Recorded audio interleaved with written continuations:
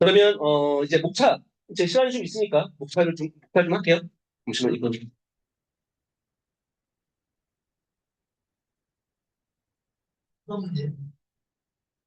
음, 지금 필수적이다. TPU가 비교하시오. 이것도 어렵네요. 목차 잡기가. 음, 근데 이게 어쨌든 이거는 한 페이지 가야 되잖아요. 어? 그러니까 이거는 비교도 1페이지 가야 될 거 아니에요. 비교도 1페이지 가야 되고 혹 3달러 쓸 거예요? 4달러? 못 써요 이거 4달러. 딱 보는 순간 네 개. 그러니까 이게 저는 그러니까 이게 좀 문제를 할 때 답안지에다가 문제지에다가 좀 체크를 하면서 들어갔으면 좋겠어요. 예를 들어 저 같은 경우는 이거는 1달러부터 GPU하고 TPU 이걸 쓰면 너무 짜치하고 그래서 1달러는 저는 여기 필수적이라며. 그래서 난 저 같은 경우는 첫 번째 쓰는 방법은 뭐 하드웨어 그 특화된 하드웨어가 필수적인 배경이라고 하면서 저는 이런 그래프 막 그릴 겁니다. 그래프 저는 좋아하니까 1달러 같은 경우는 이렇게 그리거나 아니면은 비교를 여기다가 1달러에다가 비교를 넣어주는 거지 먼저. 여기 GPU, TPU, NPU 키워드 두 개씩만 여기다가 1달러에 넣어주는. 사실 이러면 끝나죠 사실. 이거 1달러 이렇게 1달러 쓰겠죠. 이렇게 1달러 쓸 거고 그 다음에 GPU, TPU, NPU는 이제 2달러하고 3달러가 있으니까 그래서 아마 이거를 2달러로 어쩔 수 없이 2달러로 가야죠. 이게 셋 다 2달러로 가고 그 다음에 얘가 비교가 3달러로 가야겠죠. 이건 어쩔 수 없이 방법이 방법이 없어요. 개가 있달라고. 그러니까 방법이 어? 2, 3으로 가야 된다. 2, 3? 왜 그러냐면 제가 세 개 다 쓰기가 애매해서 2, 3 쓰고 비교를 4달러에다가 0.5 쓴다? 그러니까 여기서 여기서 뭘 보고 싶을까? 저는 뭘 보고 싶을까라는 생각이 들어요. 그러니까 여기서는 각각 GPU, TPU, NPU를 누구를 연동으로 쓰고 누구를 한 페이지 쓰기에는 자르기가 너무 애매하잖아. 그러니까 이런 건 진짜 예외적인 거죠. 그러니까 예외적이라서 진짜 이럴 때는 어쩔 수 없이 가나다 쓰던가. 어쩔 수 없이. 아니면은 위에다가 통짜로 세 개를 GPU, TPU, NPU 이렇게 써서 여기 개념 쓰고 기술 요소 이렇게 써야지 템플릿 쉽게 쓰지 않잖아요. 우리는 그러니까 이게 알아요. 무슨 말인지 아는데 이거를 자르고 빼고 하다 보면 템플릿이 깨지잖아요. 템플릿이 깨지니까 이걸 쓸 수가 없는 거예요. 근데 그렇게 되면 해달라고. 맞잖아요. 내가 막 어, 그러니까 이거를 이렇게 저는 이렇게 쓸 것 같아요. 저는 템플릿 깨지는 거를 너무너무 싫어하고 저는 제가 쓰면 멘붕이 돼가니까 무조건 아마 이렇게 쓰지 않을까 싶긴 합니다. 저는 개인적으로는. 네. 달라, 달라. 달라고 이제 쩔죠. 세로로. 세 개 쪼개서 쓰라. 책을 또 쪼개서죠. 하나로 해야지, 이건. 통페이지로 하기, 세 개를 통페이지 쓰잖아요? 그럼 골로 가요. 그냥 아예 개념하고 그림 개념이 뒤에 섰기 때문에 개념을 쓰면 안 돼. 그 정도? 그렇죠. 일단 그림 그려야지. 여기 위에서는 그림 그리면 안 돼. 그림 그릴 공간도 없고, 일단 공간이 없어. 기술 요소가 개념만 쓰면 충분히 4줄, 5줄 먹기 때문에, 여기는, 그래서 그렇게 넘어갈 수밖에 없고, 한번 그려보세요. 그려보면 이게 나올 겁니다. 이거를 여기 개념 2줄 먹고, 여기 한 4줄 먹으면, 총 2줄, 6줄이면 18줄. 목차 들어가고, 하다 보면 딱 한 페이지가 떨어질 수밖에 없어요. 네. 그리고 못 그려요. 그리고 못 그리기 때문에 이 3단락에다 어거지로 그냥 GPU 인천, TPU 인천, 그렇게 그림 그리시면 됩니다. 그림으로 만들고 1.5페이지 나오는 거 아니에요? 질문. 저도 2.5페이지 나오는 거 아니에요? 맞아요. 4단락 써야죠. 4단락, HTML이나 그런 거 쓰면 되죠. 네. 해달라고 해서 1, 2, 3, 4번으로 해서 하려고 따로 나와서 4번을 비교 설명을 해가지고 이게 별로고 아닌 거는 이게 없는 것 같아요. 그러니까 진짜 그냥 여기서 그냥 난 모르겠고 여기서 TPU 이걸 그냥 1, 2, 3, 4로 가도 전혀 문제가 없을 거라고 봐요. 전혀. 그런데 우리는 이렇게 하지 않았기 때문에 이렇게 유연하게 생각할 수가 없어요. 그렇기 때문에 이런 설명을 드리는 겁니다. 만약 단합 1, 2, 3, 4 이 정도는 이 정도는 괜찮을 것 같아요. 1, 2, 3, 4. 근데 페이지 수를 어떻게 끊을 거야? 저는 그게 고민인 거죠. 그럼 여기서 그러면 그 1페이지, 1페이지, 1페이지, 반 페이지 이렇게 한다? 해달라고 1, 2, 3, 아, 2달러 1, 2, 3, 4? 네. 네, 아까 제가 말씀드린 것처럼 그거 하나. 네, 그것도 상관없죠. 상관없는데. 근데 저는, 제 기준은 아까 말씀드렸지만 템플릿이 깨지지 않는 선에서 답안지를 만들어보자라고 하는 게 가장 큰 목적입니다. 템플릿이 우리가 배운 선에서, 왜냐하면 배웠는데 자꾸 예외가 생겨버리면 배우는 의미가 없으니까, 연습하는 의미가 없기 때문에. 그러니까 이런 건 특수한 거예요, 특수한 거. 정말 특수한 거. 음, 그리고 ISM 같은 경우는 이거는 2달러 쓰면 되고 2달러, 3달러 쓰면 되겠죠. 2달러에 한 페이지, 3달러에 한 페이지. 여기 세 문제에서 4번은 뭐가 할까요? 해설지에 넣긴 했는데 요즘에 ISMSP의 무료로 또 ISMSMP가 필수로 돼야 된다라는 주장이 있기 때문에 그 내용이 이제 개선이 돼야 된다는 내용이 우선 되죠. 제가 이제 사실은 그걸 알고 있었는데 내용을 잘 몰라서 간편 인증을 쓰면서 이건 아니라고 간편인지, 그러니까 내가 이걸 보면서 그 ISMP를 내면서 갑자기 최근 뭐 되지? 간편인증 지금 간편인증 내면 안 되지. 복잡한 인증을 내야 되는데. 왜냐하면 분명히 이주가 더 강화해보고 알고 있는데 아는 게 없어. 그래서 간편 인증을 제가 해설지에 넣었어요. 해설지에 넣었는데 요즘에 신문에 나왔더라고요.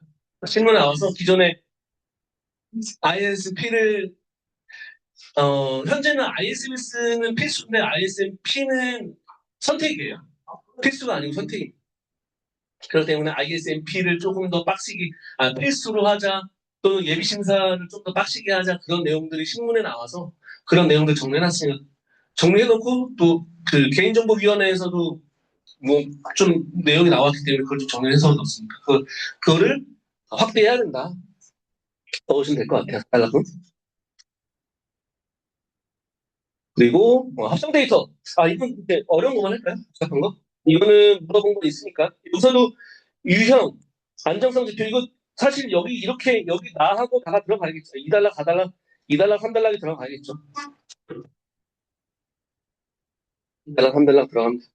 그리고 다달락은 뭐 그 합성 만드는 거. 이거 노아님 거 너무 잘 나와요. 아, 그래요? 네. 이거는 이따가 한번 보시고요. 이따가는 빅퀴즈 이것도 이거 같이 하시면 돼요. 지금 뭐죠? 이게 문제가 진짜 어려워요.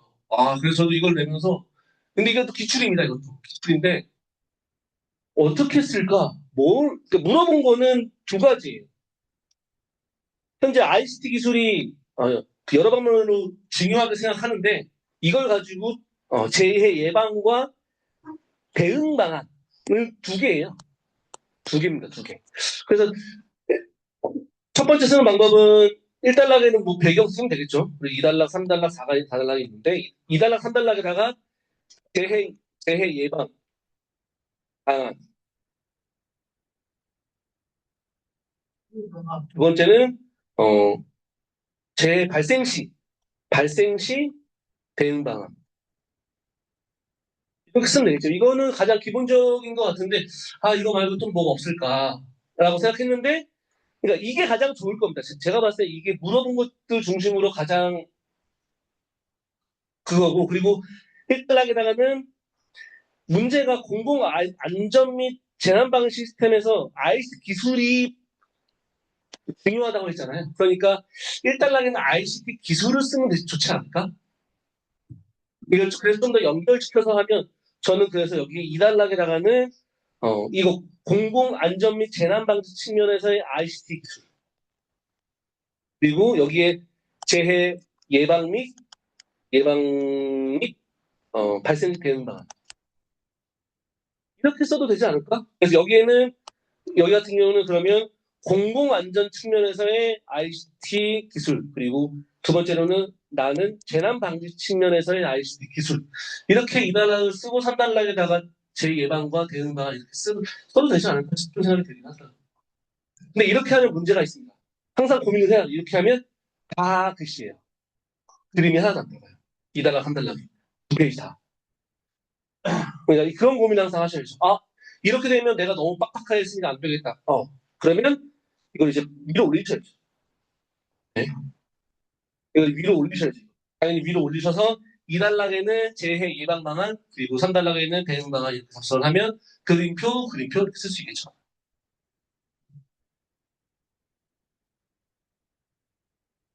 그러니까 이게 논리적으로 쓰는 게 되게 어려운 것 같아요. 그래서 저는 아마 두 번째로, 그 첫 번째, 이게 1 쓰고 2달락에는 기술 쓰고 3달락에 대응 방안 쓰지 않을까, 저는?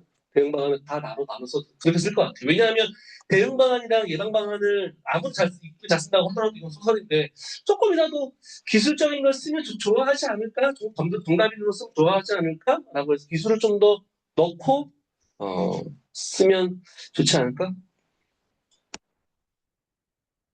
네, 다음은 DQ 인증. DQ 인증 같은 경우에는 물어본 게 많기 때문에 이거는 나, 다.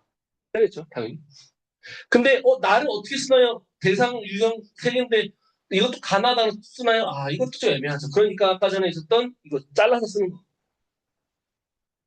잘라서 여기다가 대상, 유형, 등급 이렇게 작성을 하거나 아니면은 어, 두 개를 나눠야 대상을 여기서 자르거나 아니면은 두 번째 여기서 자르거나 둘 중에 하나 다 해서 잘라서 쓰면 되겠죠. 제가 대상을 잘라보는데, 대상을 자르기에는 상당히 그리고 몇 개 없으니까. 너무 힘든데. 몇 개 없으니까. 그러니까 자르기가 애매하면 통째로 쓰는 게 더 나아. 저는 그래서 이런 그림 그리고 니는 그냥 설명해 줄게. 그래서 내용 쓸 게 많은데 그 안에 있는 키워드는 좀 적긴 해요, 사실. 그래서 아마 통째로 쓰는 게 제일 좋을 것 같아요. 이거는 몇 개 안 되기 때문에 그냥 정신건강사 기관님이 말씀하셨잖아요. 나올 게 데이터 쪽에서 나올 게 세 개다. DQ 인증, 표준계약서, 공공데이터 분쟁 인증. 그 표준계약서는 이것도 별거 없어요. 그 유형이랑 거래 당사자 그리고 이거 같은 경우도 주관부서 많이 냈으니까. 네. 세 개밖에 없으니까 세 개는 그냥 정신건강상 외워두시면 편할 것 같습니다. 그리고 이것도 애매하죠. 그 스테큐 리스트 세 개. 이거는 이제 3.5페이지를 쓴다고 하면은 가에다가 1달러에다가는 그 연결 비연결 그래서 스테큐 리스트 그 그래프 나눠지는 그 총 그림 하나 그리고 그 다음에 2, 3, 4 한 페이지 이렇게 쓰면 깔끔하지 않을까요? 그건 맞는데, 그렇게 쓰기에는 내용이 너무 늘리면 되죠. 그림이 절반인데 왜? 이렇게. 그림이 얼마나 수심인데. 그런데 이건 3.5페이지 쓴다는 가정이고 그렇지 않고 우리가 항상 연습한 대로 이제 세 개면 잘라야 되잖아요. 어떻게 자를까? 그러면 자르는 방법은 1번 그리고 2번 자르는 방법은 2번입니다. 그러면 사실 스택이랑 큐랑 리스트는 다 비슷비슷하기 때문에 1번으로 잘라도 되고 2번으로 잘라도 돼요.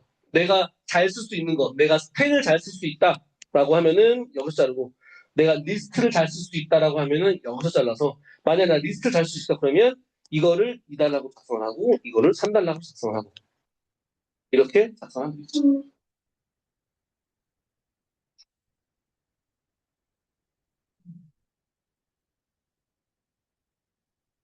다음 3교 3교시는 좀 어려운 것만, 복잡한 거, 어려운 것만 안 해본 것들.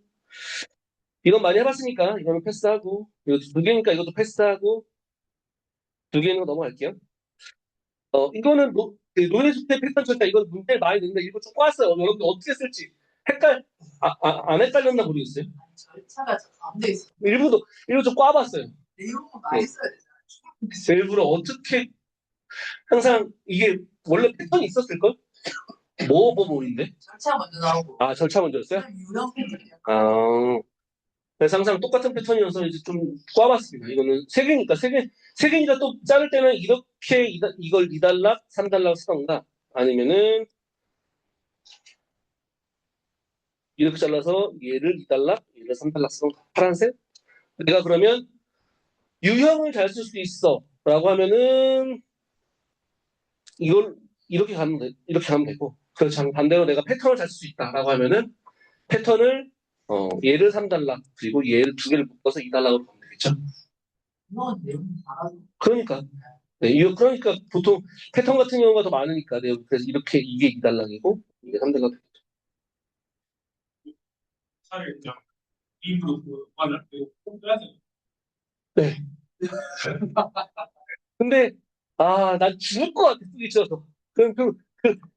근데 유일하게 그림 중에서 용납? 아니면은, 이 정도는 할 수 있는 게 그림 절차거든요. 저 궁금한데 저럴 경우는 진짜 우리가 보통 앞에 대분류에다가 넣고 절차에 우리가 그 내용을 한 중요한 게 넣어야 되는데 근데 절차 그 대분류를 부분에 넣고 안에 상세를 그려야지 맨 고민이 다시. 절차잖아요. 네. 절차에 저렇게 홍보 들어갈 때 네. 부분 있잖아요. 네. 부분에다가 그 절차에 1, 3, 4를 넣고 안에 상세를 두 번째 칸에 넣어야 되는 거. 그쵸. 여기가 중요하지, 여기가, 가운데가. 그 가운데에다가 절차를 넣어야 될지. 근데 그러니까, 여기다가는 좀 디테일한 진짜 절차를 넣고, 여기다가는 간소화된 절차를 좀 넣어야지. 만약 여기 첫 번째가 허리 지향 모델이야. 그럼 여기다가는 허리. 명확하잖아, 그러면. 아니, 그러니까 맨날 저 절차 나올 때마다 여기가 제일 중요해. 가운데가 제일 중요해, 가운데. 절차 나올 때마다 맨날 고민이. 근데 만약에, 대분류를 앞에 놓고 뒤에 상세하게 넣으면 그러니까 조건이 이거예요. 만약에 내가 허리 지향 모델이 있고 그 밑에 쓸 게 더 있어요. 있어. 있으면 이거를 일로 갖고 와야죠. 근데 없잖아. 그렇죠? 그러니까 안 쓰는 거예요. 그러니까 이거를 갖고 오는 겁니다. 만약에 이게 있어. 나는 얘 자식들 키워드를 다 외워. 그럼 당연히 이걸 가운데로 와야 되고 이게 일로 와야죠. 못하니까 이게 한 칸씩 미는 거죠. 못하니까. 비수에 네, 그렇게 구분에다가는 그렇게 쓰면 됩니다. 이거는 잠시만요. 4번이요? 하면 되는 4번. 이게 4번은 쓸 수 있는 게 진짜 많아요. 근데 4달락을 뭘 쓰냐가 중요한 4달락. 4달락을 어떻게 쓰? 근데 4달락을 뭐가 있어? 4달락이 있어. 이렇게 쓴다는 조건에서는 그리고 3페이지 쓰느냐, 3.5페이지를 쓰느냐의 차이가 있겠죠. 내가 만약에 여기서 우리는 1달락으로 올라올 수 있는 경우의 수는 몇 개 있다고 했잖아요. 개념, 등장 배경, 특징 이런 것들은 1달락에 올라와도 괜찮다라고 했으니까 첫 번째 같은 경우는 1번 얘를 1달락으로 보내는 거죠. 얘 1달락 보내고 아니 개념을 한 페이지 못 써요. 쓸 수 있지. 못 써. 쓸 수 있죠. 그림 그리고 근데 보통 0.5페이지 1달러고 가고 그 다음에 이게 인증 기준은 2달러? 얘를 3달러. 이렇게 하고 4달러 쓰면 3페이지잖아. 그렇게 했는데 그렇게 했죠. 근데 맞죠? 근데 문제는 기준을 저렇게 빼놓으니까 우리가 이제 지금까지 기준을 저렇게 상세하게 안 네. 그래서 거기서 잘 외우세요, 그러면. 이게 있는 방법이고 3.5페이지를 쓰는 방법. 여기서 3.5페이지는 이건 이제는 이거를 앞으로 미는 순간 망하죠. 이거를 2달러로 가죠. 이거를 2달러로 가고 얘를 3달러, 얘를 4달러, 그리고 1달러에는 뭐 소프트웨어 인증 프로세스 뭐 등장 배경, 필요성 이런 거 대충 쓰면 되겠죠. 1, 2, 3하고 3.5. 그러니까 0.5만 1. 어떻게 사람이 갔는지 뭐라고요? 3.5를 가긴 갔는데 네. 어떻게 갔는지 한 페이지 썼나? 이거 누가 해달라고 했어요? 천만이. 뭐가 고민이어서? 복사좀 해가지고 어떤 게 애매해요? 사진 네. 네. 그렇게 하지 않으면 만약에 개념이 아니라 여기 필요성이었어요. 그럼 어떻게 할 거예요? 0.5 쓰고 똑같잖아요. 그렇죠? 이게 개념이라고 해서 뭔가 더 잘 써야 된다라고 하기보다는 개념이랑 필요성이랑 같은 기준을 본다고 하면 개념을 1달러로 필요성을 1달러로 올리듯이 개념도 1달러로 올리면 쉽게 이해될 수 있겠죠. 아, 네. 네. 점수를 부담스럽다. 부담스럽지만 써야죠. 개념은 두 줄이면 되지만 기준이랑 등급은 훨씬 쓸 게 많은데. 기준, 얼마나, 5개 다 써야 되는데, 어떻게 이거를. 당연히 이거는, 에이, 왜 이래, 숫자처럼. 그건 어,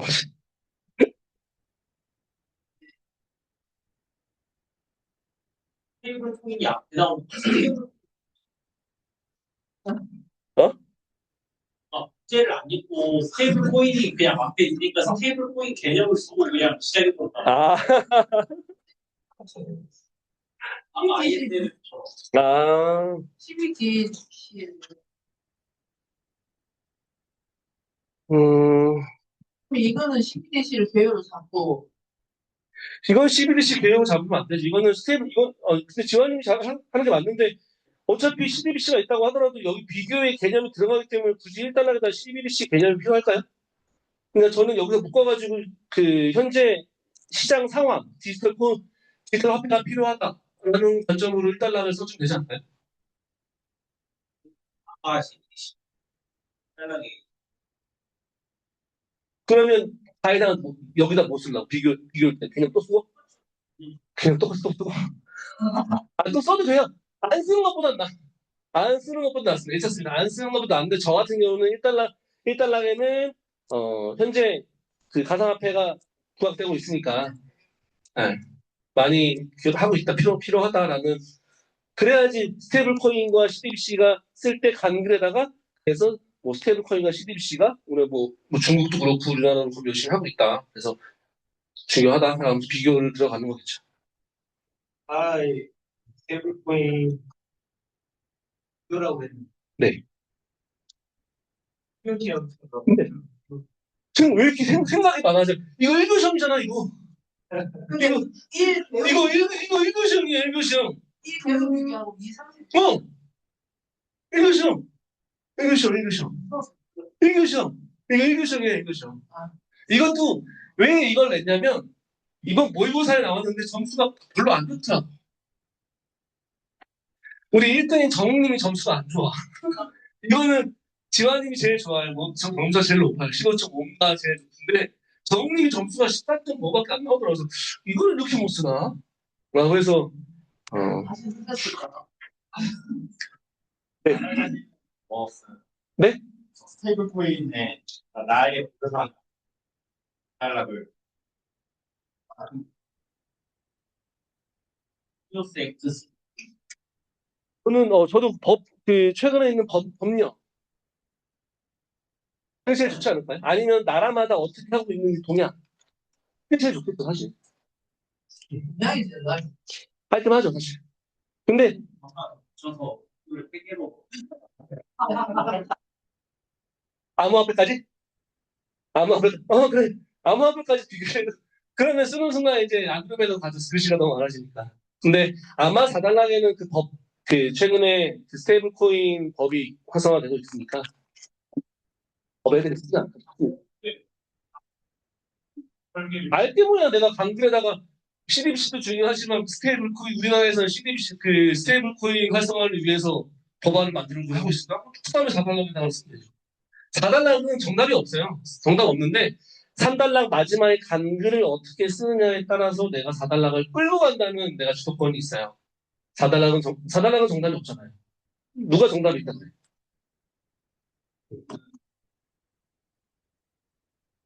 시간 10% 안 쓰는 써 그래도. 본인 담당은 제일 힘들거든요. 본인이 담당하면 더 못 써요. 그리고 이양 푸푸와 상품은 잠깐 한글 했습니다. 비교? 비교? 이거 비교 봤어 이거? 비교 못 봤어? 보지도 않았지 아예. 저 아까 대성이가 도전했대요. 이거 들어가는 순간 이제 골로 가죠. 제일 어려운 게 이것도 한번 써보세요. 감리와 PMO를 비교하시오 이유점. 이거 환장합니다 진짜. 근데 비교 나오면 진짜 비교 시험이잖아요. 질문이 참 많네요. 아니, 사람 설명하고 비교를 해야 돼요. 가장 좋은 그러니까 이게 사실 그것도 정답이 없는 게 개인적으로 비교를 했으니까 1달러 빼고 2달러, 3달러, 4달러가 다 비교가 돼야죠. 그러니까 저도 이거를 써봐서 알아요. 써봐서 아는데 제가 비교를 쓰고 나서 집에 와서 복기를 한번 하려고 했는데 내가 뭘 비교했는지 기억이 하나도 안 나요. 왜냐하면 다 싹 다 비교, 뭐 산출물도 비교하고 대상도 비교하고 법도 비교 다 이것저것 기억나는 대로 다 그룹핑에 넣고 그 다음에 다 넣었어. 뭘 쓰는지 몰라.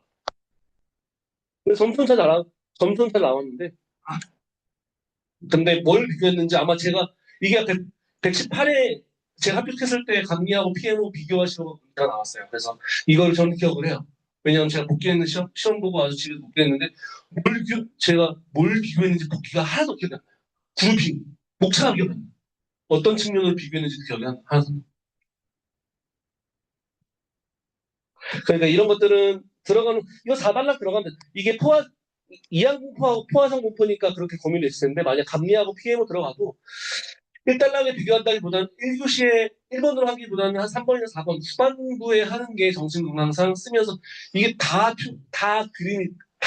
글씨거든요. 싹 다 그림일 거기 때문에 이걸 쓰는 순간 이제 손도 아프고 정신도 나가고 되게 힘들어지는 상황이 발생합니다. 이게 대선아 이거 썼어요? 비교 이게 뭐야? 그렇죠. 비교인지 모르고 들어간 사람도 있을 거예요. 근데 비교를 들어갔으면 안 들어갔어, 사람들이. 그거 없다, 이거는. 정의 그림 수식밖에 없으니까. 이제 시작하겠습니다.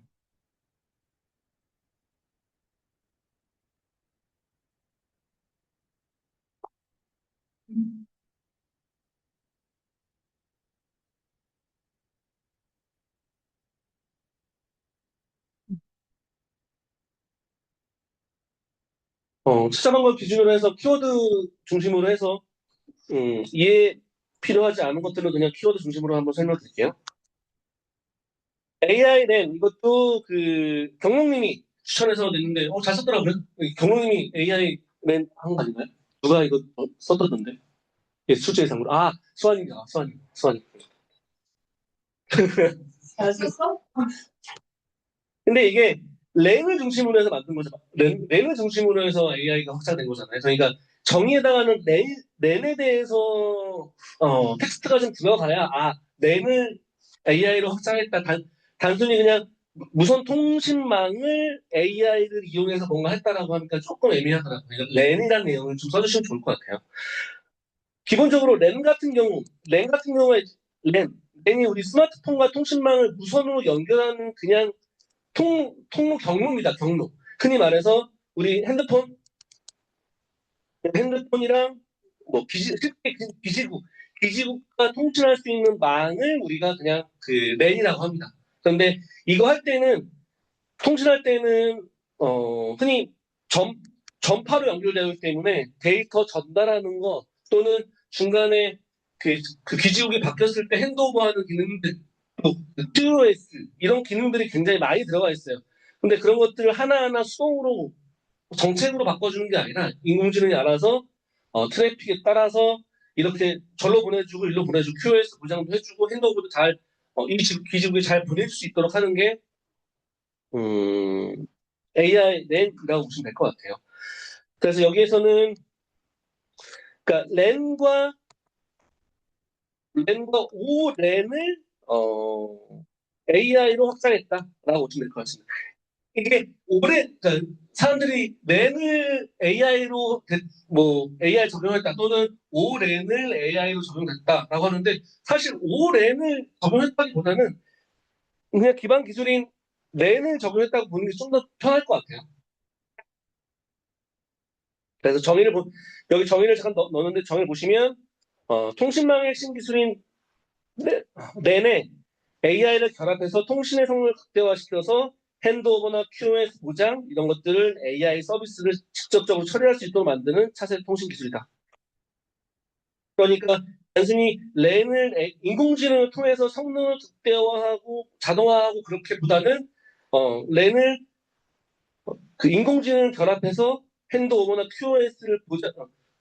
QoS를 자동으로 설정할 수 있는 그런 통신 기술이라고 해서 좀 그런 키워드들을 좀 넣어주시면 좀 더 AI 랜스러울 것 같고 그리고 이거는 이것도 정님이 제가 시점을 했는데 정님 진짜 잘 쓰더라고요. 그래서 AI 랜 같은 경우 쓸 게 많이 없는데 흔히 오랜에 있는 기술들을 좀 쓰면 될 것 같아요. RUDU, CU 있잖아요. RUDU, CU 걔네들이 가지고 있는 기술들을 여기다가 조금 넣어주시면 그냥 RU에다가 AI, DU에다가 LUI, AI, 근데 RU에는 AI가 안 붙는 이유가 있어요. RU에 그건 때도 수하고 수에만 제가 그건 좀 정확히 모르겠네. 네. 이거 와서 근데 RU에도 근데 이게 붙이는 거 안 붙이는 거 뭐 상관이 있을까? 저는 붙여도 상관없을 것 같은데요. 소식이 나니까 A 붙이만 하니까 뭐 그럴 수도 있고요. 근데 저는 붙여도 상관없다고 봅니다. 누가 이거를 구분해서 외울 수 있을까? 이게 우리가 박사 따는 거 논문 쓰는 거 아니잖아요. 논문 쓰는 거 아니기 때문에 구분해서 하면 뭐 베스트긴 한데 그렇지 않고 조금 쉽게 암기해서 가면 좋으니까. 그리고 RIC를 많이 쓰더라고요. RIC. 그래서 RIC 같은 경우는 랜 인텔리전스 컨트롤러 여기 플랜이 없나? 이거는 실시간에 가까운 채널 또는 정책인 학습 이런 것들을 담당하기 때문에 RIC 그래서 OLN에 있는 기술들과 그리고 뒤에 있는 거 사실 쓸 게 맞다 없대 이거를 많이 써요.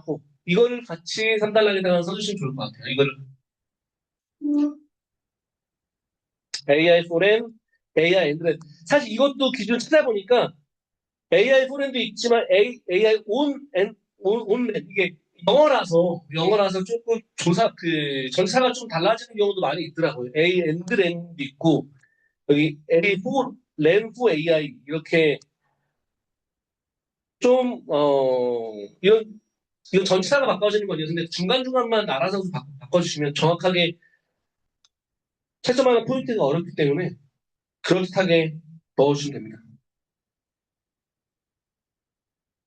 네. 이 다음 해설지는 랜에 대한 해설지이기 때문에 한번 넘어 보시면 될 것 같아요. 네.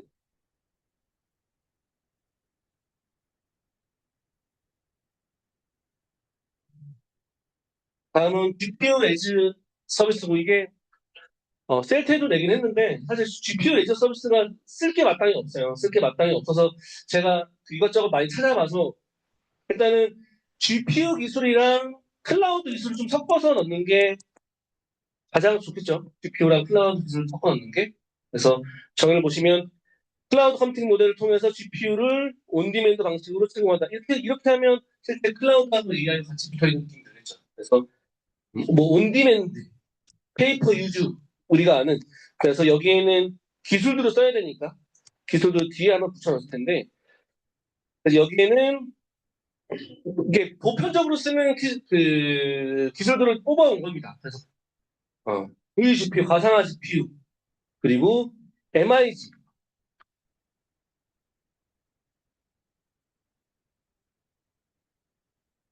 그리고 이거는 그 대역법 관련된 V링크, MV링크, 그리고 어, 다음 쿠버네스 GPU 관련된 것들, 쿠다, 그리고 클라우드 관련된 쿠버네티스나 쿠버네티스 컨테이너. 꼭 썼으면 좋겠다는 거는 이것들, 네, 이 탱크만 써주시면 좋을 것 같아요. 여기 5개. 왜냐하면 이게 해설 찾아보니까 GPU 애저 서비스가 실제 모의고사에 많이 안 나왔어요. 거의 없어, 해설지가. 해설지가 거의 없어. 이게 지난번에 본 라이즈움 해설지가 거의 유일하더라고요. 라이즈움 유일한데, 그래서 기술 요소에서는, 여기저기 찾아보니까 이게 다른 것들 많이 있는데 공통적으로 나오는 거는 이거기 때문에 이런 것들 써주시면 좋을 것 같습니다. 다음 넘어갈게요. 다음은 ANN. ANN도 요즘에 모의고사에 많이 나왔죠. 모의고사에 많이 나왔는데, 이것들도 이제, 어, 실제 검색할 때 쓰는 거니까, 검색할 때 쓸 때, 기술 요소는 뒤에 있는 것들, 여기 뒤에 있는 게 잘 돼 있어요. 어, 이렇게 보통 그룹핑을 많이 해요, 이것도 IDP랑 해설식을 공통적으로 보니까 공간, 그래프, 양자, 압축 관련해서, 어, LSH, 그리고 그래프 기반인, 사실 검색하는 기술입니다. 검색하는 기술? 네. 솔루션이라고 봐도 되는데, HNSW, IVF, 그리고 BQ. 이 정도를 제일 많이 쓰더라고요. 그러니까 AN에 나오면 이렇게 그룹핑을 해서 작성하는 게 좀 더 편할 것 같습니다.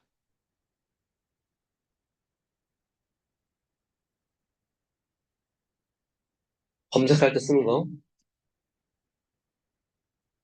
그리고 실제 검색한 다음에 실제 그게 검색이 유사도도 측정한다고 하더라고요. 왜냐하면 그게 얼마만큼 만약에 내가 고양이를 검색을 했는데 가장 가까운 게 얘야.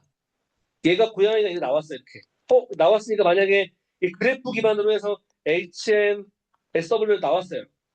이걸로 했는데 이게 진짜 맞느냐 안 맞느냐 체크할 때 쓰는 그 거리 측정 기반인 게 코사인 서도 유클리어드 이런 걸로 기반으로 해서 그 거리 측정을 한다고 합니다. 제일 많이 쓰는 거는 코사인 유사도. 이거 무슨 게 네.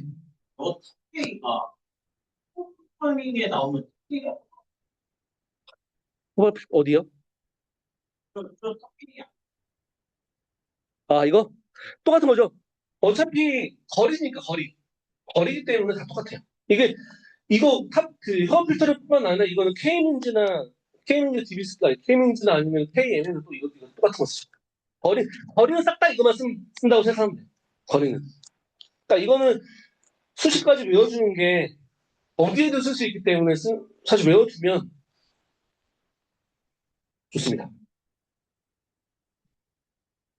다음 넘어갈게요. 다음은 아노바하고 티테스트. 이게 아노바랑 티테스트 가장 기준이 이거는 채점을 하다 보니까 세 개, 두 개가 무조건 들어가야 된다는 생각이 들어요. 일단 T테스트 같은 경우에는 먼저 이제 그룹 간의 평균의 차이를 비교하기 위해서 사용한다는 게 아노바하고 T테스트인데 T테스트는 그룹이 두 개일 때 사용을 하고 그리고 많은 사람들이 이제 표준 개수가 30개 미만일 경우 이렇게 표시하는 사람도 많이 있더라고요. 근데 이것도 중요하긴 한데 더 중요한 거는 그룹이 두 개일 때 그 그룹 간의 평균의 차이를 비교하고 그 차이가 통계적으로 의미한지를 확인하는 통계적 기법이 T테스트거든요. 그래서 두 개라는 집단이 들어가야 되고 그리고 아노바는 세 개 이상이라는 집단이 반드시 들어가야 됩니다. 세 개 이상이라는 집단이. 그리고 이제 각각의 비교기 때문에 비교는 쓰면 되는데 테스트는 제일 중요한 건 여기 유형 잠시만요.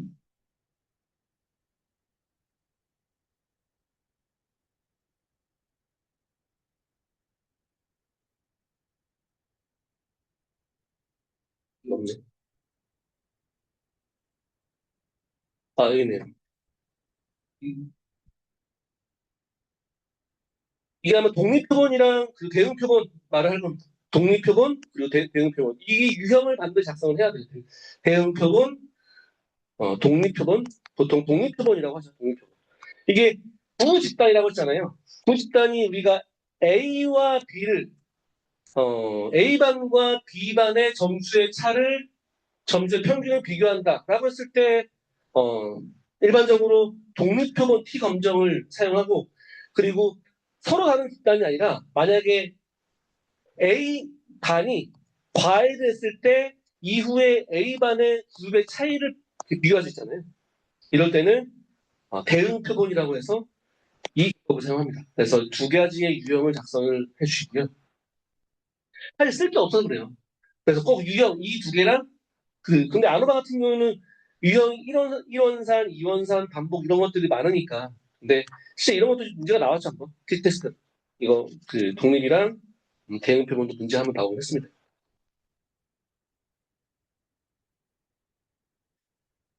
그리고 T 통계 여기 T 검정이랑 F 검정 값이 있는데 그거는 수식이 있어요. 수식까지. 그러니까 수식을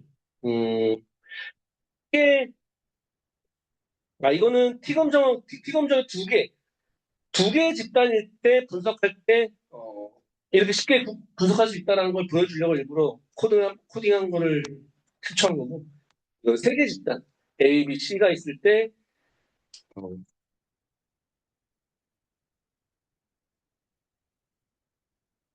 그리고 여기서는 이제 잠시만요. 제가 수식을 넣어놓은 게 있는데 네? T분포, T분포랑 그리고 F분포 이 수식을 써주셔도 됩니다. 그 T분포 같은 경우는 이게 표본의 이게 사실 뭐 이거는 표본의 크기 N이 표본의 크기고 S가 표본의 표준 편차 이게 표준 편차고 그리고 이 여기 있는 M이 모집단의 평균이고 이거는 표본의 평균 아마 이렇게 될 건데 이거 뭐 알게 뭐냐 그냥 비슷하게 써요 비슷하게 쓰시고 이것도 마찬가지입니다. 이거는 흔히 SSW나 SSB로 표시하는 경우도 SSB로 표시하는 수 있고 또 하나는 집단의 집단의 집단 간 이렇게 표시할 수도 있고요.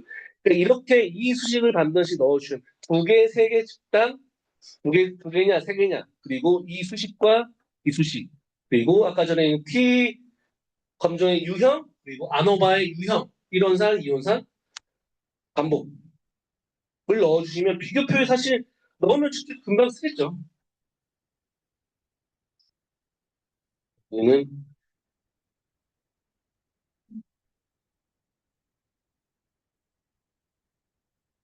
여기는 유형이에요. 1원산 반복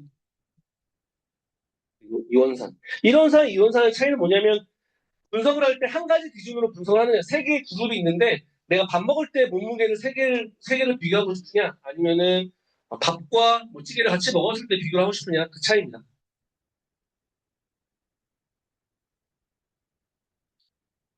그리고 보통 두 개를 우리가 가설 검정했을 때 두 개를 A하고 두 개를 만약 비교한다고 해서 T-테스트로 하면 세 개면 A, B를 비교를 하고 T-테스트로 해서 C가 있으면 여기 한 번 하고 여기 한 번 하고 그 총 평균의 합으로 계산하면 되지 않을까요? 라고 하는데 우리 가설 검정 같은 경우는 정답이 있는 게 아니기 때문에 우리가 흔히 말하는 오류가 발생하잖아요. 오류가 발생해서 여기에도 오류가 발생하고 또 여기에도 오류가 발생한다. 흔히 말해서 이게 오류의 인플레이션이라고 하더라고요.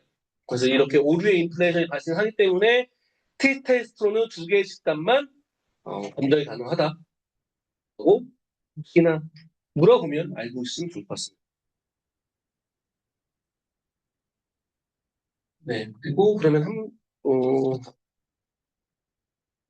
네, 그럼 좀 쉬다가 지금 5시 16분이니까요. 5시 반에 들어가겠습니다. 어, 다음은 나트. 나트는 문제가 쉽죠. 문제가 쉬우니까 이거는 근데 나트는 요즘에 나트, VBI, VPM 막 이런 것들 막 그 기본 토픽인데 이런 거 눈에 좀 밟혀서 한번 내봤고요. 이게 두 가지 기능이 있죠. 주소 변환 기술이랑, 그리고, 또 하나는 내부망 보호하는, 내부망을 보호하는 두 가지 기능이 있다. 일단 주소 변환, 이게 IP, 사설 IP를, 공인 IP로 전환하는 기술이다. 이게 정의에 이 기술 들어가야 됩니다. 이 내용에 반드시 들어가야 되는 거고. 왜냐하면 우리가 가지고 있는 그 집에 있는 IP만 해도 굉장히 상당하죠. 우리가 디바이스들, 아이패드들 굉장히 많은데 그 IP들을 전부 다 쓰면 IP가 부족하기 때문에 외부 나갈 때는 공인 IP로 나간다. 그래서 기술들은 흔히 말하는 기술은 세팅. 그냥 일단은 그 작은 망이나 하나의 PC만으로 사용할 때 스태틱을 사용하고 그 다음에 좀 더 복잡한 낫 그리고 다이나믹 그 다음에 포트 기반으로 하는 포트 이게 스타페하고 외우죠 스타페 그리고 실제 나트의 주요 기능은 IP 마스터링 그리고 포트 포워딩 로드 밸런싱 그리고 3단락에는 나트 트래블 이것까지 아마 이 기본으로 이렇게 쓰셨을 겁니다. 이거는 예외가 없어요. 이거는 기본적으로 유형 기술 그리고 나트 트래블까지 3단락까지 다 써주시면 될 것 같습니다. 다음은 SLM. SLM은 사실 여기서도 채점할 게 진짜 많이 없더라고요. 그래서 이거를 일단 특정 목적에 맞는다는 내용 좀 썼으면 좋겠더라고요. 특정 목적에. 이게 흔히 고비용 기존의 LLM 같은 경우에는 고비용이다, 뭐 느리다, 범용적이다. 사실 이게 딱히 진짜 느리거나 진짜 고비용이거나 우리가 그렇게 정확하게 말하기 좀 애매해요. 그러니까 이교 시험 같은 경우 이렇게 말을 해도 되는데, 그러니까 이거를 이달락 다에다가 쓴 사람도 많이 있어요. 근데 웬만하면 1교 시험 같은 경우에는 1교 시험은 키워드 기반으로 싸우는 게 가장 좋습니다. 이거는 2교 시험 이런 그림은 2교 시험에 써주시고 여기에다가는 그냥 SLM 그림 대충 그림 그리고 키워드 넣는 게 가장 더 보기 좋을 것 같습니다. 만약 쓴다고 하면 3달락이에요, 3달락.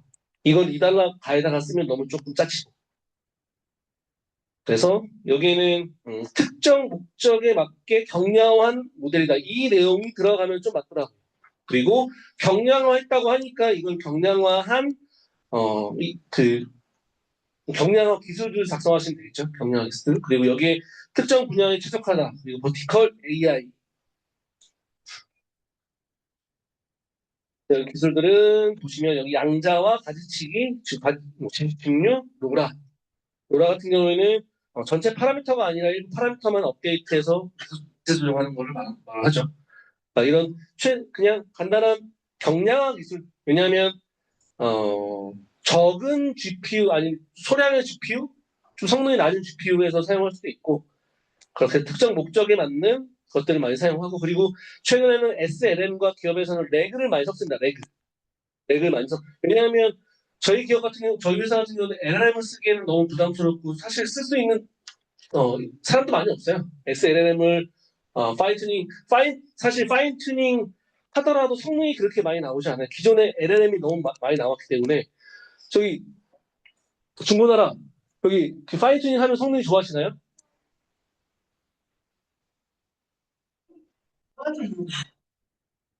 도메인에 따라서 좋아질 수 있어요? 그렇게 그래서 실제 LLM 같은 경우 너무 요즘에 LLM 잘 나와 있다고 하니까 그래서 LLM 파인 튜닝 해봤자 그냥 비싼 AI 돈 들여가지고 그 사람들 뽑아놨는데 필요도 없다고 하더라고요. 그래서 잘 만들어진 LLM이 있기 때문에 근데 그런 것들을 쓰긴 좀 부담스러우니까 SLM을 만들어서 도메인에 특화된 SLM 만들어서 레그랑 포함해서 기업에서 많이 쓰는 추세이긴 합니다. 저희 회사도 그렇게 사용을 하고 있고요. 그래서 레그까지 같이 엮어주면 좋을 것 같습니다. 이건 제일 중요한 건 압축 기술.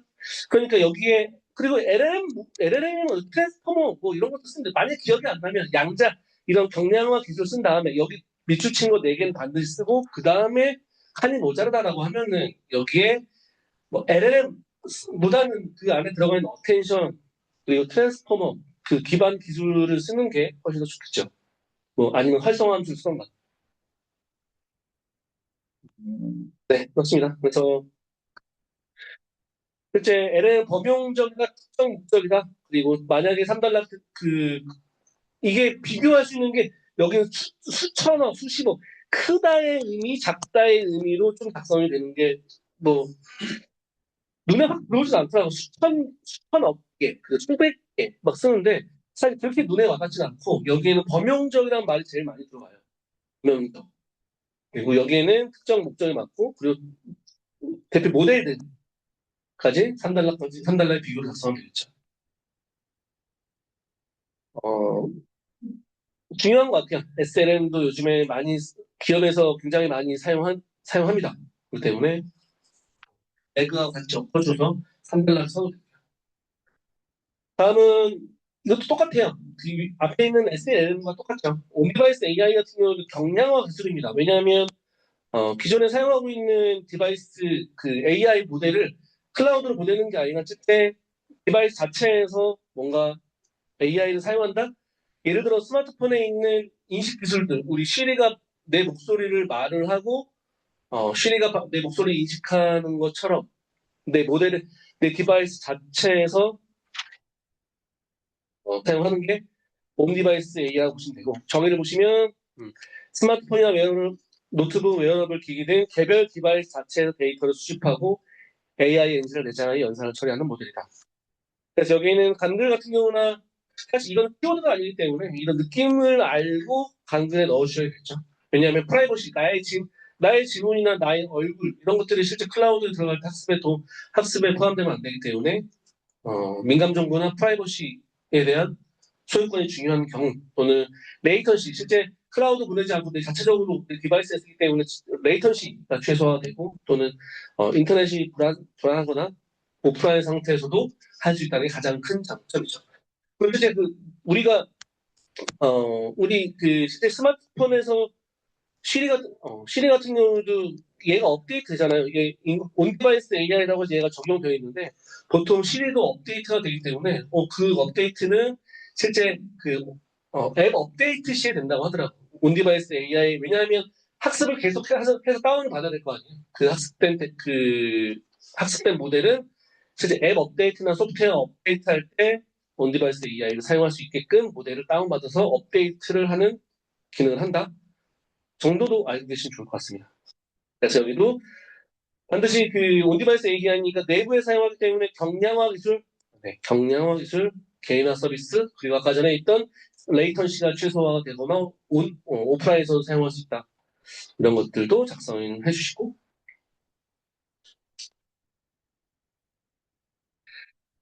넘어갈게요. 다음은 전처리.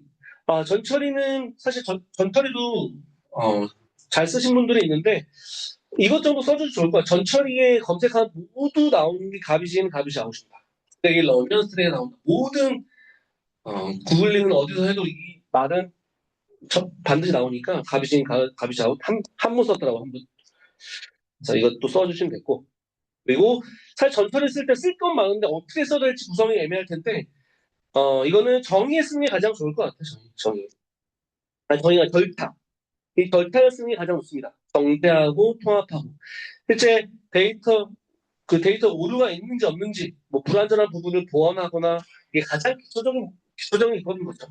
그래서 이때 사용하는 것들이 결측치나 이상치. 그러니까 정숙님이 고민하시는 막 절차 중에 여기서는 이게 어떻게 보면 저는 절차라고 봐요. 절차 구분으로 보고 여기 들어가는 기술들이 이상값 처리 또는 결측치 그리고 이렇게 얘가 이오고 설명이 필요가 아닌 게 많아요. 경제 다음에 쓸 게 있어요, 없어요? 그 다음에 뭐 그러니까 이거 땡기는 거죠. 만약에 경제 다음에 쓸 게 없어요. 이거 그러면 이게 가운데로 가죠. 그래서 여기 결측치는 뭐 제거 또는 배치라는 것들을 통해서 그 값들을 좀 쓰레기 값들을 좀 없애주는 거고 이상치 같은 경우는 박스 플롯 우리가 지난번 했던 IQR 같은 방식으로 해서 제거나 상한값을 뭐 이런 것들을 보정을 하는 기능들을 하는 게 이상값 처리. 데이터 통합, 데이터 통합은 마땅히 쓸 게 없죠. 그래서 중복 처리, 통계, 그리고 데이터 변환을 할 때는 정규화, 표준화 이런 것들을 통해서 데이터 범위를 뭐 0에서 1 사이로 아니면 1에서 0 사이로 이렇게 데이터를 변환하는 작업을 하는 게 데이터 변환. 그리고 마지막으로 데이터 정리. 실제 데이터의 의미가 유지가 되면서 너무 데이터가 크면 안 되기 때문에 데이터의 의미가 유지가 되면서 연산 비율을 좀 줄이기 위해서 데이터를 정리한다, 차원 축소한다. 라는 의미에서 여기 있는 PCA, LDA, 샘플링 이런 것들을 쓰면 되겠죠. 그래서 이건 전처리도 굉장히 중요해요.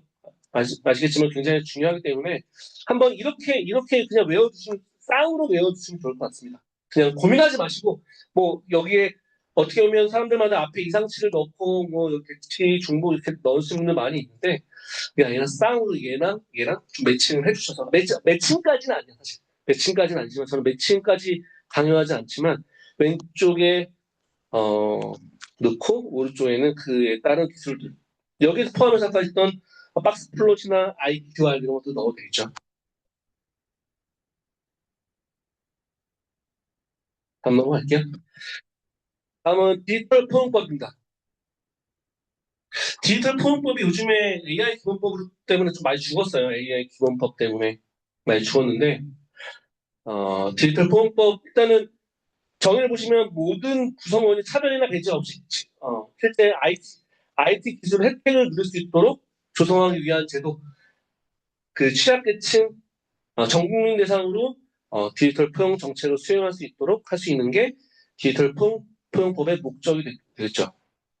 그래서 이거는 시행일 사실 여기 있는 거는 정의를 이렇게 쓰면 되는 거고 시행일 구성 중요하겠죠. 시행일 1월 22일 날 시행을 하고 그리고 총 구성은 6장과 30개의 조항으로 되어 있습니다. 사실 1장 같은 경우는 정의나 목적 이런 걸로 되어 있어요. 그러니까 이게 법이니까 포용법이라고 되어 있는 법이기 때문에 꼭 이렇게 1장부터 6장 다 외우라는 건 아니지만 일단 여기는 목적정 이렇게 있네요. 목적정. 이 정도까지 외울 수 있다. 뒤에 있는 것들은 사실 뭐 외우면 땡큐인데 그렇지 않으면은 그냥 이런 게 있구나. 근데 하여튼 써줬으면 좋겠다는 거는 뭐냐면 여기에 그 키오스크 관련된 게 많이 있어요. 키오스크 관련된 게 많이 있기 때문에 키오스크를 어디에나 좀 넣어주면 좋을 것 같고 그리고 기본교육은 3년마다 수립한다. 그리고 뒤에 있는 과태료에 대한 내용. 그래서 중간중간 있어 보이는 것들 여기 있네요. 그 무인 단말기, 이 무인 단말기가 키오스크거든요. 그래서 이런 것들을 중간중간 좀 써주시면 좋을 것 같습니다. 1장, 그래서 결과적으로는 6장 30개 조항으로 구성되어 있다. 이 정도까지는 암기를 해 주시기 바랍니다. 이것도 중요한데, 묻혀가지고, 오늘 한번 보시면, 이것도 해설지인데, 잠 넘어갈게요. A2A, AI 에이전트에서 확장해서 나온 기술이죠. 그래서 이 사람들 많이 특히 예상으로 많이 미는 것 같습니다.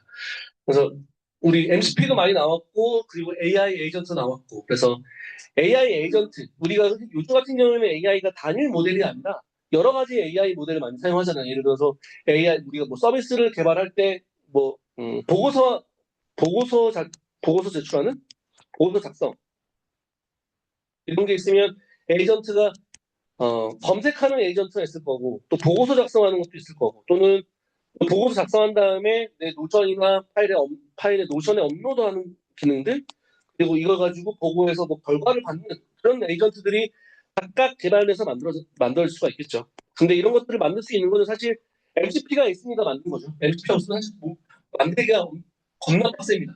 다 설정들 다 해줘야 되기 때문에 각자 여기에 있는 검색할 때는 검색할 수 있는 MCP가 붙어 있을 거고 그리고 보고 작성하는 거는 작성하는 MCP 그 노션도 마찬가지로 각각 MCP가 있으니까 이런 에이전트를 쉽게 만들 수 있는 건데 근데 하지만 얘네들의 그 에이전트끼리 데이터를 서로 교환하거나 데이터를 안전하게 교환할 수 있는 뭐 표준 프로토콜 같은 게 있어야 될 거 아니에요. 왜냐하면 얘는 A라고 말하는데 얘는 A를 A로 받아들이지 못하는 상황이 발생할 수 있기 때문에 그러니까 서로 간의 표준 규약을 만든다. 에이전트끼리 서로 안전하게 만들 수 있다. 그 개념을 보시면 에이전트의 AI 에이전트 유용한 도구와 컨텍스트를 제공하는 MCP를 보완하여 AI 에이전트가 서로 안전하게 통신하고 정보를 교환할 수 있도록 만드는 개방형 메시징 프로토콜이다. AI 에이전트끼리 안전하게 통신하고 정보를 교환할 수 있도록 만드는 개방형 프로토콜이다. 그래서 여기에는 그림이 아마 다 여기는 에이전트가 되지 않을까 싶어요. 그리고 여기에는 A2A라고 되어 있는데 저는 A2A가 여기로 엮이면 더 좋을 것 같아요. 그리고 여기는 MCP로 엮이고 서로 에이전트 간의 정보를 교환해야 되니까 MCP AI 에이전트는 MCP로 만들고 그리고 에이전트끼리 AI A2A가 서로 간의 관계를 맺게 하는. 그래서 실제 여기 쓸 수 있는 게 이 기술들 이게 제일 대표적인 것 같아요. 여기는 JSON-RPC하고 그 SSE와 같은 표준 기반 표준 프로토콜 기반으로 에이전트를 구현한다는 게 가장 큰 핵심 기술입니다. 이 두 개가. 왜냐하면 다른 기술들 MCP 넣고 그리고 MCP에 들어가는 AI 에이전트 그런 랭체인 이렇게 넣을 수 있는데 사실 왜냐하면 그들 간에 서로 간에 안전하게 통신할 수 있는 거기 때문에 통신할 수 있는 SSE랑 그리고 JSON, RPC 이거 두 개는 반드시 넣어주시고 그 다음에 밑에는 뭐 그 MCP도 넣어주시고 AI 에이전트도 넣어주시고 각각의 그 뒤에 있는 여기 아티팩트 작업 결과물 어떤 메시지들입니다. 작업 결과물에 대한 아티팩트나 태스크 이렇게까지만 넣어주면 좋을 것 같습니다. AI 에이전 A2A가 해설지를 보면서 딱히 쓸 게 마땅히 없어요. 키워드를. 그래서 아까 있는 두 개랑 이 두 개, 그리고 뒤에 뭐 쓰고 싶은 MCP나 랭체인 같은 것들도 뒤에 확장해서 쓰시면 되겠죠.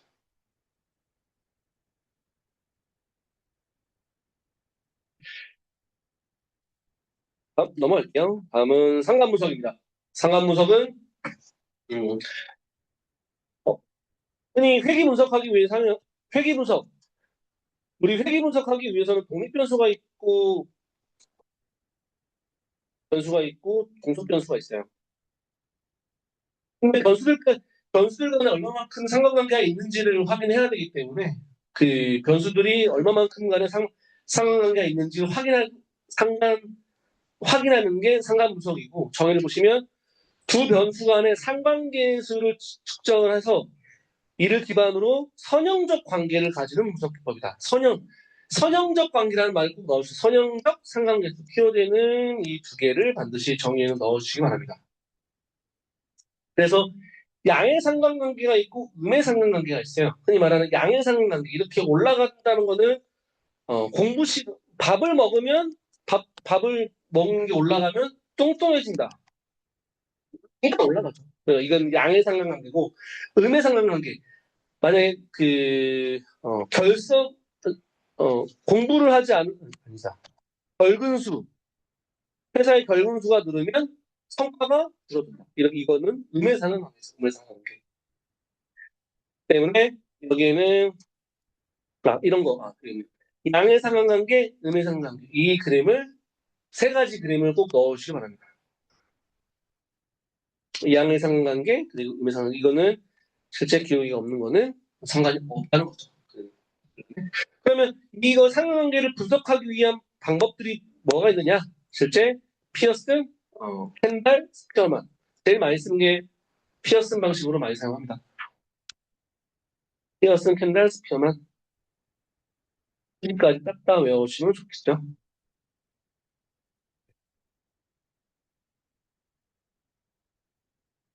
다음은 서버린 AI.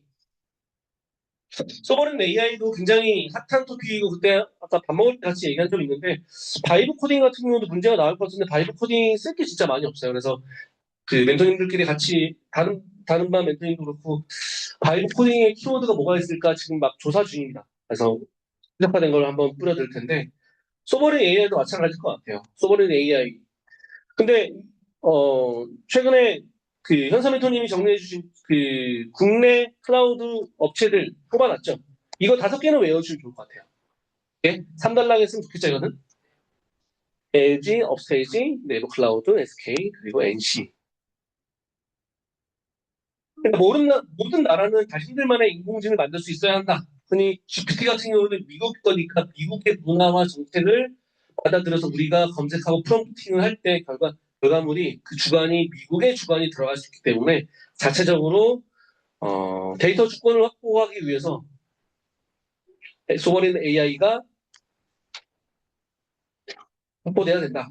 정의를 보시면 국가와 자국 데이터 인프라 기반으로 AI를 독립적으로 운영해서 그 기술 주권과 디지털 리서치, 자립성을 확보하는 인공지능 세계다. 그래서 사실 여기는 일단 제일 중요한 거는 데이터 주권 확보가 제일 중요하더라고요. 데이터 주권 확보. 데이터 주권. 그 데이터가 국가 내 저장되고 처리되고 외국의 법률이나 규제에 자율적으로 보낸다. 실제 나의 데이터는 우리나라에서 자국의 데이터로 수집이 된다는 거죠. 데이터 주권. 그리고 글로벌 기술 종속 탈피 이것보다는 이거는 데이터 주권이라는 내용이 많이 들어가고 그리고 여기서 이제 키워드를 뽑아보면 뭐가 있을까? 소버린 리전, 좋은 것 같아요. 소버린 리전. 소버린 리전도 좋고, 그리고 자체 고성능 컴퓨팅, 이것도 괜찮은 것 같아요. 그리고 한국형 LLM. 한국형 LLM이 아까 5개 우리나 뽑았던 거, 최근 나왔던 거죠. 그리고 소버린 클라우드. 소버린 클라우드도 문제 한번 나오긴 했었죠. 소버린 클라우드. 위에 좀 나오는 게 뭐냐면, 독자 파운데이션 모델. 이게 아까 전에 또 그거 비슷한 거고, 국내 데이터 센터 구축. 소버린 클라우드.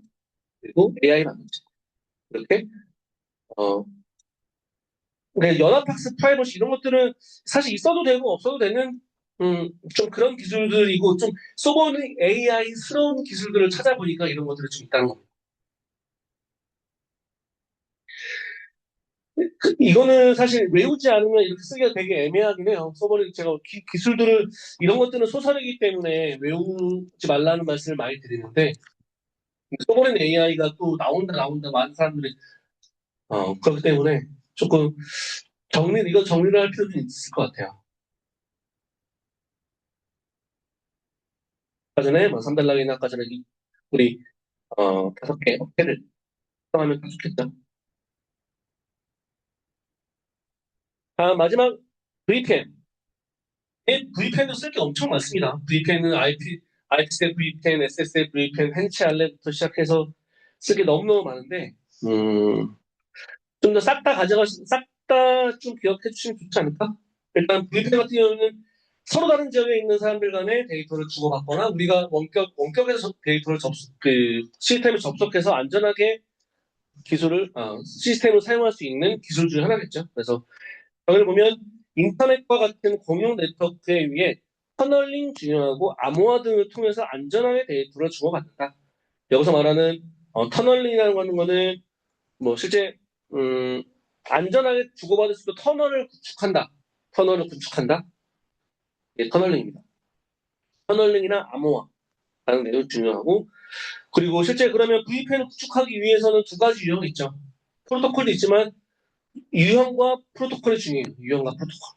일단은 유형 같은 경우는 IPsec, 회사와 회사, 뭐 본사와 지사. 그러니까 장비를 2대 이상 두고서 좀 더 안전하게 통신할 수 있는 장비. 그 안전하게 통신할 수 있는 시스템. 여기는 사이트 투 사이트라는 내용과 그리고 여기 있는 기술들.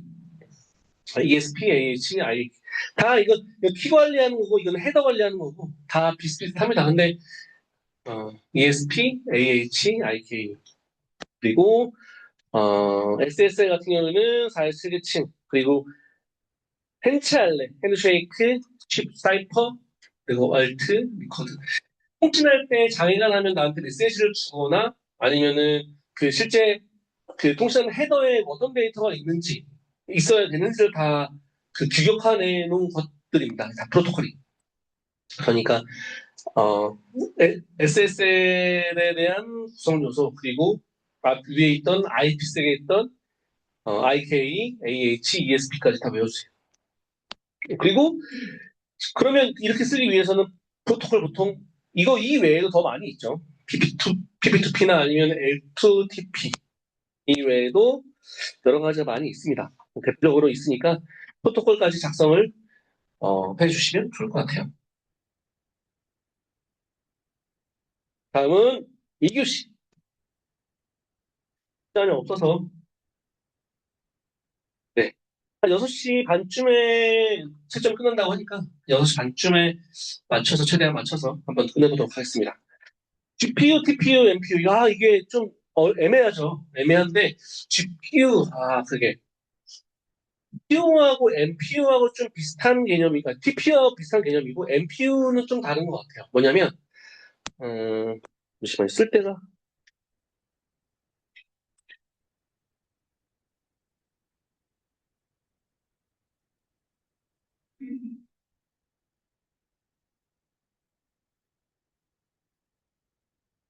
그렇죠. 그렇습니다. 기존에 우리가 자율주행 자동차를 개발한다고 했을 때 우리가 흔히 많은 그 자동차에 대해서 데이터 수집을 하죠. 데이터 수집을 할 겁니다. 여기서는 차량과 차량 간의 수집도 하고 그리고 건물 간 그리고 또 사고 현황 이런 것들을 가지고 이거 데이터를 분석을 해야겠죠. 그리고 이거를 클라우드에 올려가지고 분석을 해야겠죠. 그 또 하나는 뭐냐면 데이터를 수집하는 것도 있지만 이 수집된 데이터를 가지고 뭔가 좀 AI를 이용해서 학습하는 경우도 있을 거예요. 예를 들어서 내 목소리를 목소리 인식하거나 아니면 차량을 인식하거나 그리고 사람을 인식하는 인공지능 관련된 게 있을 거예요. 인공지능. 그리고 실제 이거를 학습된 데이터, 아까 있었던 실제 많은 데이터를 분석을 해서 나온 데이터, 또 AI를 기반으로 해서 나온 이 데이터를 합쳐가지고 실제 그럼 자동차 실제 행동을 하겠죠. 뭐 음성 출력할 것이고 그리고 실제 어떤 행동, 그러니까 만약에 AI가 야, 너 이렇게 움직여, 저렇게 움직여라고 실제 자동차에서는 움직일 거 아니에요. 어떤 시뮬을 내서 움직일 거 아니에요. 그래서 여기서 이제 칩이 나오는 게 실제 이렇게 많은 병렬로 데이터를 처리하는 게 이게 GPU입니다. GPU. 그리고 클라우드에서 학습을 하긴 하지만 AI 기반으로 실제 학습을 하는 게 이게 TPU. 그리고 GPU랑 TPU에 학습한 데이터를 엣지에서 받아서 이거를 실행할 수 있는 칩이 NPU입니다. NPU. 그래서 자동차에는 NPU를 달고 내가 학습된 모델을 바탕으로 해서 내가 데이터를 뭐 음성도 출력을 하고 어떤 앞으로 가고 뒤도 가고 실제 사물을 인식할 수 있는 실제 행동을 하게 되는 거죠. 그 차이점입니다. GPU는 그래서 범용적으로 많은 데이터를 분석할 때 쓰는 게 GPU고 그리고 그 중에서 AI로만 특화된 모델들을 학습하는 게 TPU 그리고 학습된 GPU랑 TPU에서 학습된 모델을 다운받아서 내가 실제 엣지에서 사용할 수 있게 만든 칩이 NPU가 됐습니다. 이렇게 이해하고 넘어가면 해설책 보면 이제 이해가 될 거예요. 그러면은 GPU는 대규모 병렬 연산 이거는 누구나 다 아는 얘기죠. 그래서 GPU는 후다 SM 병렬로 연산을 한다. 특화되어 있다. 그래서 그래픽 처리를 전담한다. 병렬 연산을 한다. 이건 누구나 다 아는 내용이니까. 사실 연관관계 써주시면 더 좋을 것 같은데 이거는 연관관계가 없어서. 그러니까 GPU는 그래서 이런 것들 기술도 이거 중요하죠. 제일 중요한 게 요즘에 GPU 굉장히 핫하기 때문에 저도 밀고 있는 토픽이기도 하고 GPU 필요한 다음 TPU.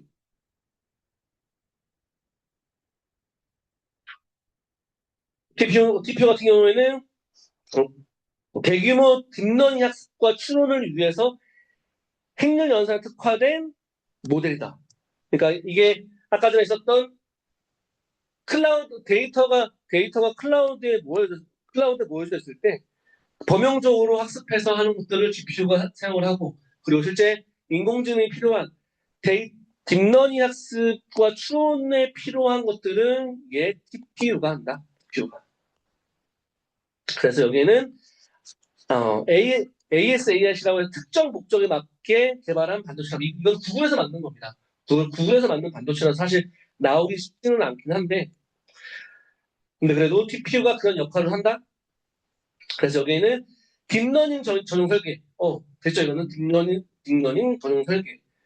온칩 같은 경우는 실제 그 이게 행렬 연산이니까 행렬 간에 좀 뭔가 레이턴시를 줄이기 위해서 좀 더 빠르게 학습하기 위해서 온칩이라는 것들을 사용한대요. 온칩, 딥러닝, 그리고 시스톨링 어레이라고 해서 이거는 대규모 연산을 하기 위한 구조라고 합니다. 그러니까 여기 뒤에 붙여 있는 게 있는데 그냥 시스톨링 어레이 이거는 외워두세요. 이거는 행렬 연산을 하기 위한 구조다. 이 한번 표에 한번 나오니까. 그리고 마지막으로는 이제 온 디바이스에 최적화된 MPU, 아예 디바이스 엣지에서 사용한다고 했잖아요. 그래서 보면 모바일 엣지 환경에서 자동차에서 실시간 전력 목표로 설계된 AI 칩이다 라고 되어 있는데 여기는 그 온디바이스 AI와 비슷하게 엣지에 사용하기 때문에 이것도 당연히 저전력이 필요하겠죠. 저전력 경량화 이 내용이 필요합니다. 개념을 이해하셨을 거니까. 그래서 이거 총 뒤에 보시면 이렇게 돼 있어요. 뒤에 넣은 게 제조사는 전 제조사 같은 거 좋아해서 왜냐면 제조사는 딱 눈에 띄니까 엔비디아나 AMD가 GPU를 개발하고 그리고 DPU는 구글에서 개발했습니다. 그리고 NPU는 삼성전자나 애플이 많이 사용하고 있죠.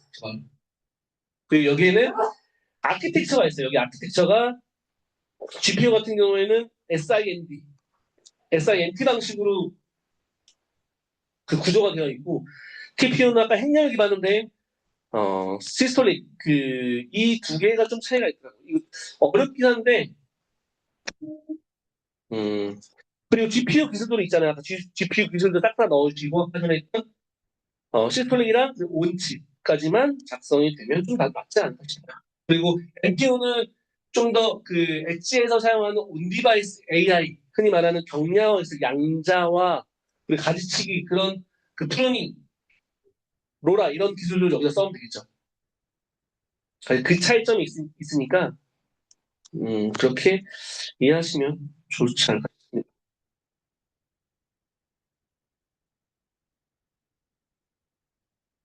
됐어요? 다음 넘어갈게요. ISMCP. ISP는 대부분 다 아실 거니까. 대부분 다 아시는데 뒤에 있는 내용은 좀 짚고 넘어갈게요. ISP 같은 경우에는, 중요하죠. 제일 중요한, 아직 뭔가 바뀌지 않았어요. ISP 중요하다고 되어 있는데, 아직도 정통방법 사실, 왜냐면 이게 정통방법이나 개인정보보호법에 다 들어가 있기 때문에 뭔가 제도로 바뀌기가 어렵다고 하더라고요. 확인해보니까.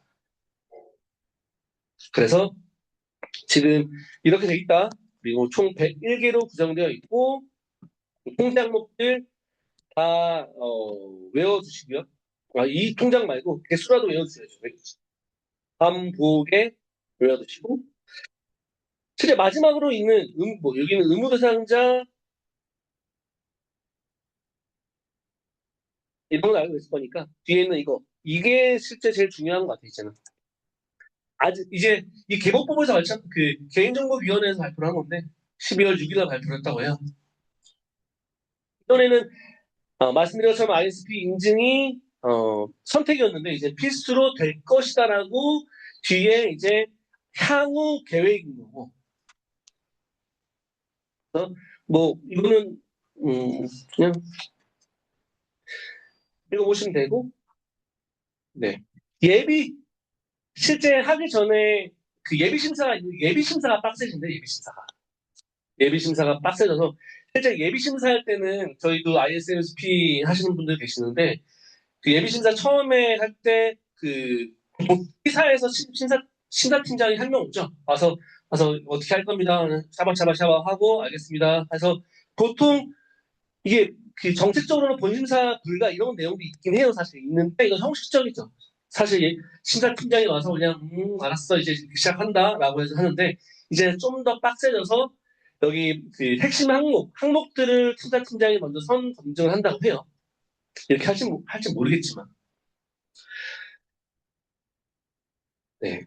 그리고 마지막에 이게 이 내용이랑 그리고 예비 심사가 빡세진다는 내용을 꼭 적어주시고 마지막에 그리고 마지막에는 본심사 실제 본심 이거는 교진사 같은 경우도 사실 서류로 많이 봐요. 아이쌤 사신 분들 아시겠지만 서류 많이 보죠 증강에. 실제 오는 거는 한 5일 중에 사무실 와서 시스템 보는 거는 많으면 이틀 정도 오나? 근데 저희는 이틀 보더라고요. 많이 보면 이틀 보더라고요. 근데 이제는 시스템 중심 서면보다는 시스템을 좀 더 많이 본다고 하더라고요. 근데 사실 그게 가능할지 모르겠어요. 근데 어째 그렇게 한다. 그리고 4, 5 심사 때도 심사팀장이 와가지고 이렇게 잘해요. 너네 이렇게 했으니까 미충족된 거 있으니까 그 시정 조치하시고 취약점 발견되면 이제 안 됩니다. 그렇게 하는데 이제는 심사팀장이랑 또 한 명이 나와서 다시 한번 결함을 좀 한 번 더 확인한다고 하더라고요. 이거는 향후 계획입니다. 계획. 실제 ISP 의무화는 2026년 하반기 목표로 완료하는데 이것들을 한번 알고 계시면 좋을 것 같아요. 마지막 달락이라는 뭐 이게 ISSP가 실효성 있네 없네 계속 그런 주장이 나오기 때문에 이런 내용들 한번 적어주시면 좋을 것 같습니다. 이 표는 그 개인정보위원회에서 나온 겁니다. 그 보도자료에서 발췌한 거니까 보시면 됩니다.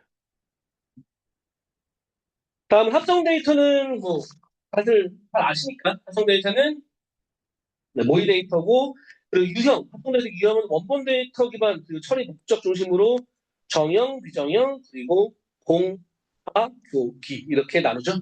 총 두 가지로 나눕니다. 원본과 처리 목적으로 나누고 정형 데이터, 비정형, 그리고 공개, AI, 교육력, 기술협력. 이거는 이해 기반이 아니에요. 이거는 무조건 외워야 돼요. 유형, 그리고 안정성, 유용성, 그리고 합치는 기술들. 그리고 프로세스도 이거 외워야 돼요. 왜냐하면 프로세스 자꾸 바뀌었으니까 여기 심사위원회 평가 이 부분이 추가됐기 때문에 꼭 이거는 외워주세요. 합성 데이터는 가이드라인이 이제 나왔기 때문에 명확하게 나왔기 때문에 혹시나 이게 사실 정답 문제 내기 되게 제일 쉽거든요.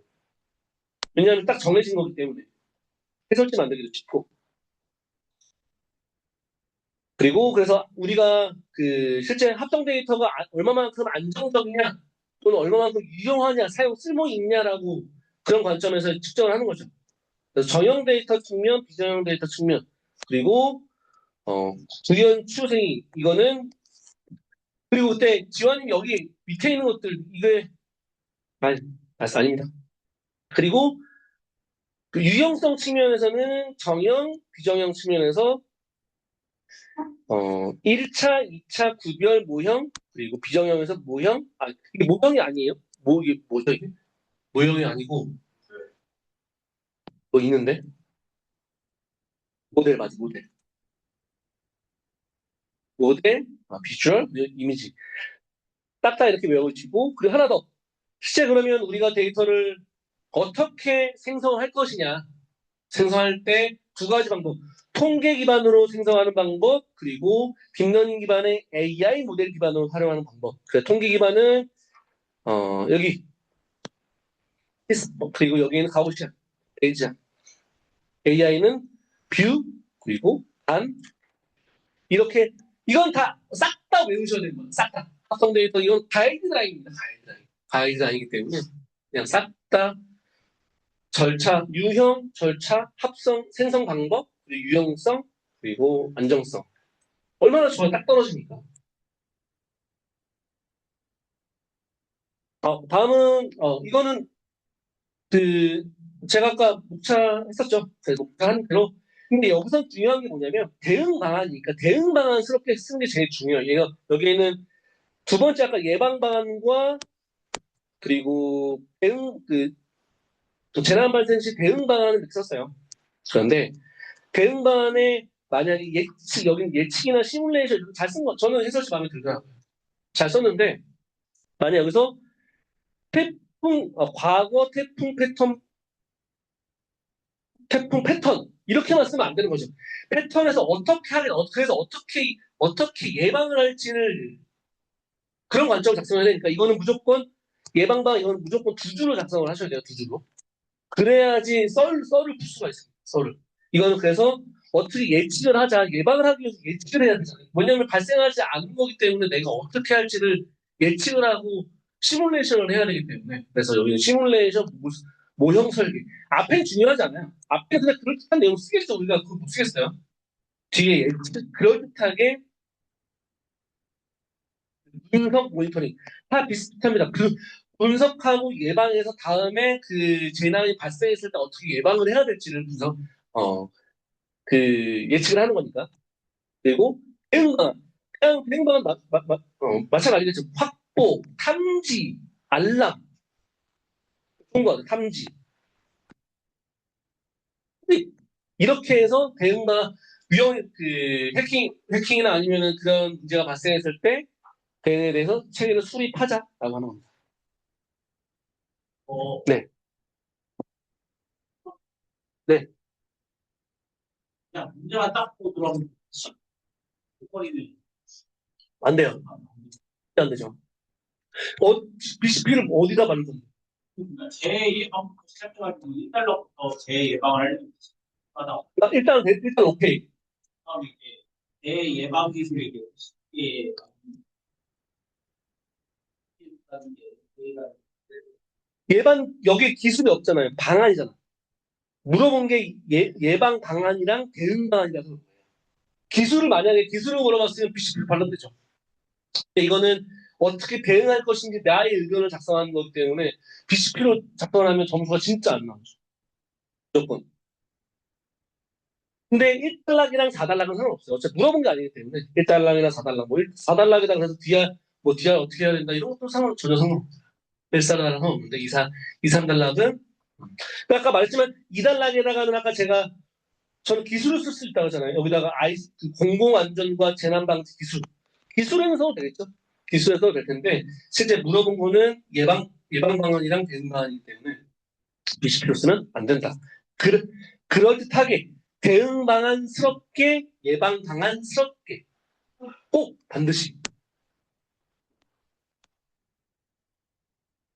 다음은 뒤에 제가 말씀드린 목차를 한번 넣어놨으니까 이것들은 시간 될 때 한번 좀 DQ 인증. DQ 인증의 해설지가 요즘에 최근에 나온 게 있기 때문에 이걸 중심으로 설명드릴게요. 기존에 있는 것들은 좀 바뀌었어. 계속 좀 더 바뀌었어. 예전에는 내용하고 관리 체계가 하나 더 있었는데 세 개의 기준이 있었습니다. 세 개 있었는데 이제 명확하게 두 개가 바뀌었어요. DQ 인증. DQ 인증은 데이터의 내용이랑 데이터 관리 체계, 기업의 내용이랑 관리 체계의 수준을 평가하고 품질을 인증한다고 합니다. 그럼 데이터 내용에는 뭐가 있고 데이터 관리 체계에는 뭐가 있어? 이것도 아까 전에 합성 데이터가 똑같아요. 이것도 다 그냥 암기해. 이거는 틀 문제가 아니고 고민할 문제도 아니고 그러면 데이터의 내용 있잖아. 어떤 데이터가 있을 거야? 데이터 내용. 그러면 우리 흔히 말하는 정형 데이터하고 비정형 데이터가 있겠죠. 그래서 여기 보면 수준을 평가하고 품질을 인증한다고 되어 있으니까 그러면 어떤 데이터에 대해서 품질을 평가할 건데 그러면 일단 평가 대상은 정형 데이터와 비정형 데이터가 있다. 대상은 비정형 데이터. 됐죠? 일단 정형 데이터는 RDB나 스프레드시트 이런 것들이 있고 그리고 심사 항목은 여기서 이제 고민이 되는 거죠. 심사 항목 왜냐하면 평가를 해야 되니까 어떤 지표가 있어야 될 거 아니에요. 그러면 지표는 완전성, 유형성, 일관성 이런 것도 있어요. 필수가 있고 선택도 있습니다.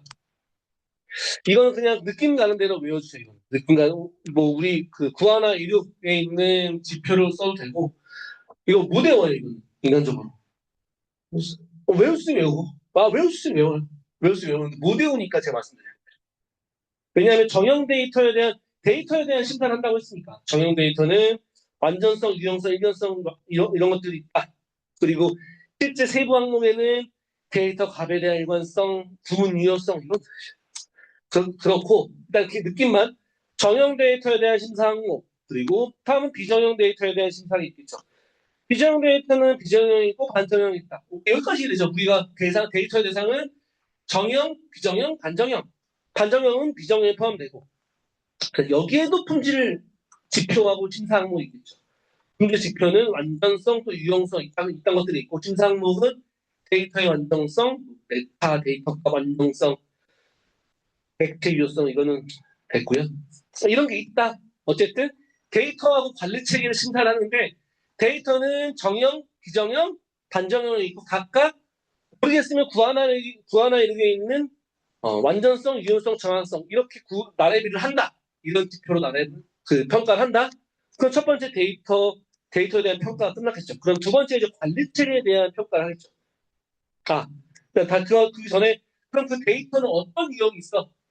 그 데이터는 복잡도에 따라서 컴플렉스, 노멀, 심플 세 가지 데이터가 있고 다음은 그 등급은 A, B, C로 나눕니다. 품질에 잘 맞춰지는 거에 따라서 클래스 A는 0.99 이상, 7, 9, 5.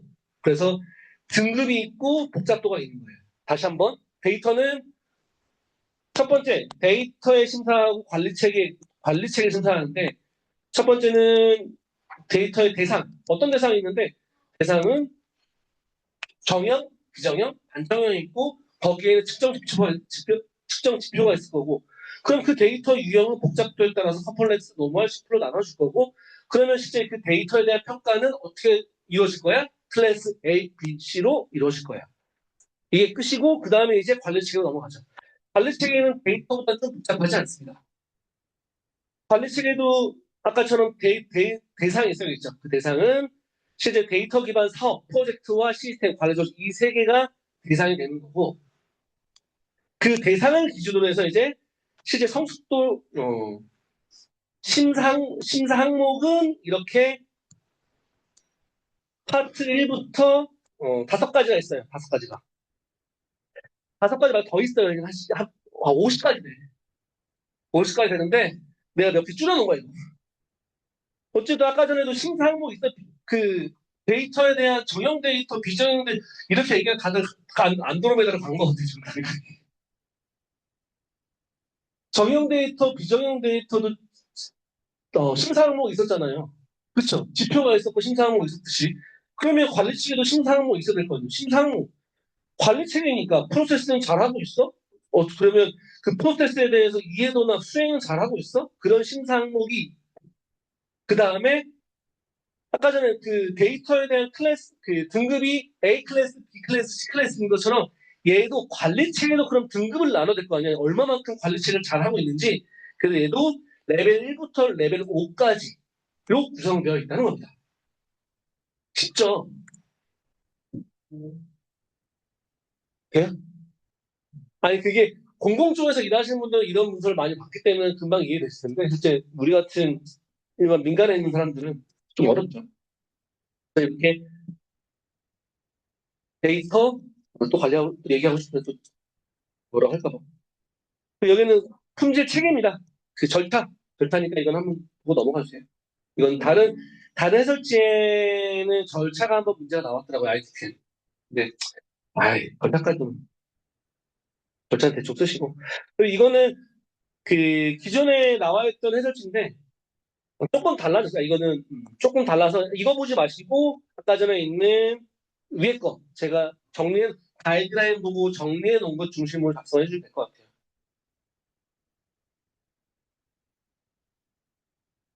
다음 넘어갈게요. 다음은 선형 스택 큐 리스트. 스택은 사실 그림 되죠. 이 그림. 그리고 여기에서는 선형 스택 같은 경우는 데이터가 한쪽 끝에서 삽입되고 삭제되는 거죠. 한쪽에서만 삭제돼요. 넣었다가 빼는 거예요. 그러니까 여기에는 넣을 때는 삽입할 때 저장 보통 삽입이죠. 삽입 삭제라고 우리 말하는데 삽입할 때 푸시입니다. 푸시인데 푸시일 때 탑 위에 나와요. 탑 이걸 보통 제일 위에 있는 걸 보통 탑이라고 하거든요. 탑이라고 하는데 탑 위에 넣고 여기 푸시 그리고 삽입 다음에 빼는 거 삭제할 때 뺀다는 삭제죠. 그 삭제할 때는 팝 이 그림을 그리고 이 위에는 여기 있으면 또 하나 3이 있으면 이게 탑이 될 거예요. 탑 위에 있는 것들을 탑 위에 넣고 탑 위에서 빼는 거거든요. 이제 안드로메다로 가시나. 그래서 이제 탑 푸시 팝, 그리고 실제 거기에 그 공간 안에 데이터가 있는지 없는지 empty하고 이제 이제 풀. 5개요, 스택으로 5개. 그리마까지는 하나 넣고, 여기에서 빼고, 여기서 빼고, 푸시, 팝, 탑. 팝, 탑. 얘는 한쪽에서 넣고, 한쪽에서 뺐는데, 그래서 리포죠, 리포. 후입 선출. 제일 중요한 후입 선출. 제일 중요한 후입 선출. Q는 먼저 들어간 놈이 먼저 나온다. FIF. 그래서 한쪽 끝에서는 삽입만 발생을 하고 반대쪽에서는 삭제만 가능한 겁니다. 그래서 여기에서는 한쪽 끝, 여기서는 인큐. 인큐가 삽입이에요, 삽입. 삽입되는데 이게 니어에서 삽입되는 거, 니어. 니어가 뒤쪽이거든, 뒤쪽. 뒤쪽에, 니어 뒤쪽에서 인큐 삽입을 한다.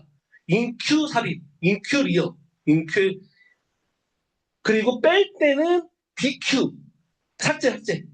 삭제할 때는 프론트 앞에서 삭제한다. 프론트 DQ 삭제, 프리사, 프론트 DQ 이렇게 해서 이렇게 한쪽에서 들어가고 한쪽에 나온다. 뒤에는 좀 이제 해설지가 보여. 이거는 안 보셔도 되고 여기 있는 거는 보시지 마시고 여기 있는 아까 전에 있던 딱 이거예요. 이거 그 Q는 이 그림 들어갈 때 인큐 삽입입니다. 삽입할 때 니어 뒤쪽에서 삽입을 한다. 그리고 나올 때는 DQ 프론트에서 삭제한다. 이게 피포 방식. 한쪽 끝에서는 삽입만 발생을 하고 반대쪽에서는 삭제만 발생하는 먼저 들어간 데이터가 먼저 나오는 선출 FIF. 그래서 보통 두 개 같은 경우는 이제 한쪽에서 이루어지기 때문에 평균 복잡도가 5 로그 1 정도 로그 5 로그 1? 두 개는 5 로그 1로 보시면 될 것 같아요. 근데 이거 보지 마시고 리스트는 달라요. 리스트는 자유자재로 내가 넣고 싶은 대로 넣고 뺄 수 있는 데 빼고 그래서 이미 위치에 접근이 가능하다라고 하는 게 가장 큰 장점이 여기에 종류가 있어요. 종류는 단방향, 양방향, 원형 이렇게 한쪽으로 있냐, 양쪽으로 가냐, 도냐 이게 있으니까 이렇게 이 세 개만 그림하고 세 개만 외워주세요. 사실 더 복잡한 선형 있고 원형 있는데 됐고 그냥 이렇게 단방향, 양방향, 원형, 환형, 원형이나 환형 같은 말이에요. 그냥 이따가 보시면 되고 그리고 이거는 사실 아까 있던 Q랑 그 스택보다 훨씬 빨라요. 왜냐하면 양쪽에서 그 데이터를 삭제할 수가 있기 때문에 그래서 이거는 복잡도 사실 이거는 복잡도가 각자 다릅니다. 평균 복잡도를 내기가 힘들어요. 그래서 보통 평균 5 로그 n이다라고 이렇게 작성을 하면 좋을 것 같아요. 하지만 이게 정답이 아니에요. 5 로그 n이. 왜냐하면 단방향이나 양방향 다 그 평균 복잡도가 다르거든요. 그러니까 스택하고 Q는 5 로그 1이 맞고 그 리스트는 유형에 따라 다르지만 스택과 Q보다 빠른 5 로그 n 흔히 잦은 삽입 삭제가 일어날 경우에는 리스트를 많이 사용한다라고 마지막에 강조를 써주시면 좋겠습니다. 네, 이거는 스택 Q 리스트, 수입 선출, 리포, 선입 선출, 먼저 먼저 들어간 데이터가 가장 먼저 나오는 선입 선출. 여기 있네. 푸시, 리어, Q 꼭 외워두시면 합니다. 쉽잖아요. 잠시만요. 이게 뭐가 있지?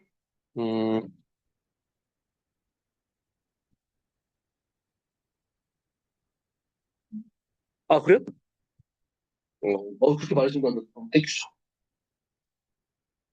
아키텍처, 그러니까 이거는 한번 아키텍처에 대한 문제가 굉장히 많아요. 아키텍처, 뭐 품질 속성 시나리오부터 평가, 뷰, 여기 있는 것들 다 뷰, 스타일, 평가, 시나리오 이런 것들은 굉장히 각각의 개별적으로 문제를 낼 수가 없기 때문에 이런 것들 다 하나씩 다 딱딱 공부를 했으면 좋겠다 싶어서 평가도 아탐시반 많이 있잖아요. 아탐시반 스타일도 어떤 스타일로 정의할 건지, 관점도 플러스 원뷰도 있지만, 그 외에 아까 뒤에 나와 있던 옛날에 있던 1971, 현재는 뭘로 쓰죠? 420. 네. 42010 이런 걸로 쓰듯이 하나씩 다 봤으면 좋겠다라고 싶어가지고 됐고요. 네. 아, 네. 뭐, 내가 없어요. 없어요. 없고 제가 갖다 붙인 겁니다. 제가 만들었어요. 전적 발표 아닙니다. 네. 어? 옛날 거 새로운 게 나. 이거? 이거 말고 나왔어, 이거? 이거 맞아요. 이거. 이거. 네, 맞아요. 이거요. 이거 봐야 돼. 이걸 말이죠. 자, 이걸 그거 말이죠. 근데 이거는 앞부분만 외우면 돼요. 여기. 그림은 비슷하게 그리는데 여기에 시스템, 어떤 시스템 항목이 있는지 알아야 될 거 아니에요. 그리고 스테이크홀더, 다양한 스테이크홀더 있고, 아키텍처가 있고, 그리고 여기에 그냥 다 왔다 갔다 하고, 근데 추가된 게 사실 밑에 있어가지고. 아예, 뭐야. 이거, 그려보세요. 한번. 네. 그려보시면, 그리지 말아야겠다. 이거는 세 개만 그리면 돼요, 세 개만. 못 그려요. 어떻게 그리면 돼요? 이렇게만 그리면 돼요. 네, 이렇게 되시면 됩니다. 이거 얘기하다가. 이거는 이렇게만 그리시면 됩니다, 이렇게만. 대충. 그리고 아까 전에 있던 절차를, 중요한 게 뭐냐면, 사실 아키텍처 할 때, 아까 그 영인이 말씀한 정답은 없어요. 정답은 없는데, 이렇게 하니까 그림이 되더라고. 이렇게 그림이 되니까. 잠시만요. 음, 자, 이제 10분 안에 끝내도록 하겠습니다. 중요한 것만, 어려운 것만. 아키텍처 스타일 같은 경우는 금방 하니까, 이거 화이트박스, 블랙박스는 예전에 했죠. 한번 했으니까. 근데 키워드만, 블랙박스는, 어, 내부 구조나 학습 알고리즘 이런 것들을 고려하지 않고, 기능적인 것만 본다고 했잖아요. 근데 이게 오라클 기억나요? 오라클 문제를 해결한다? 오라클이라고 제가 그때 한번 제가 설명 연합할 때 한번 한 적 있어요. 이게 뭐 할 때 했죠? 테스트인데, 어? 메타워크 아니고, 이거요. 네. 백투백. 백투백 테스트 할 때 한번 했죠. 기준이 없기 때문에, 기준이 없으니까. 왜냐하면 내가 데이터를 넣었을 때 뭐가 나오는 기준이 없기 때문에 그 기준이 문제인 거예요, 기준. 기준의 문제를 해결할 수 있다. 이런 테스트를 하면서 기준을 해결할 수 있다.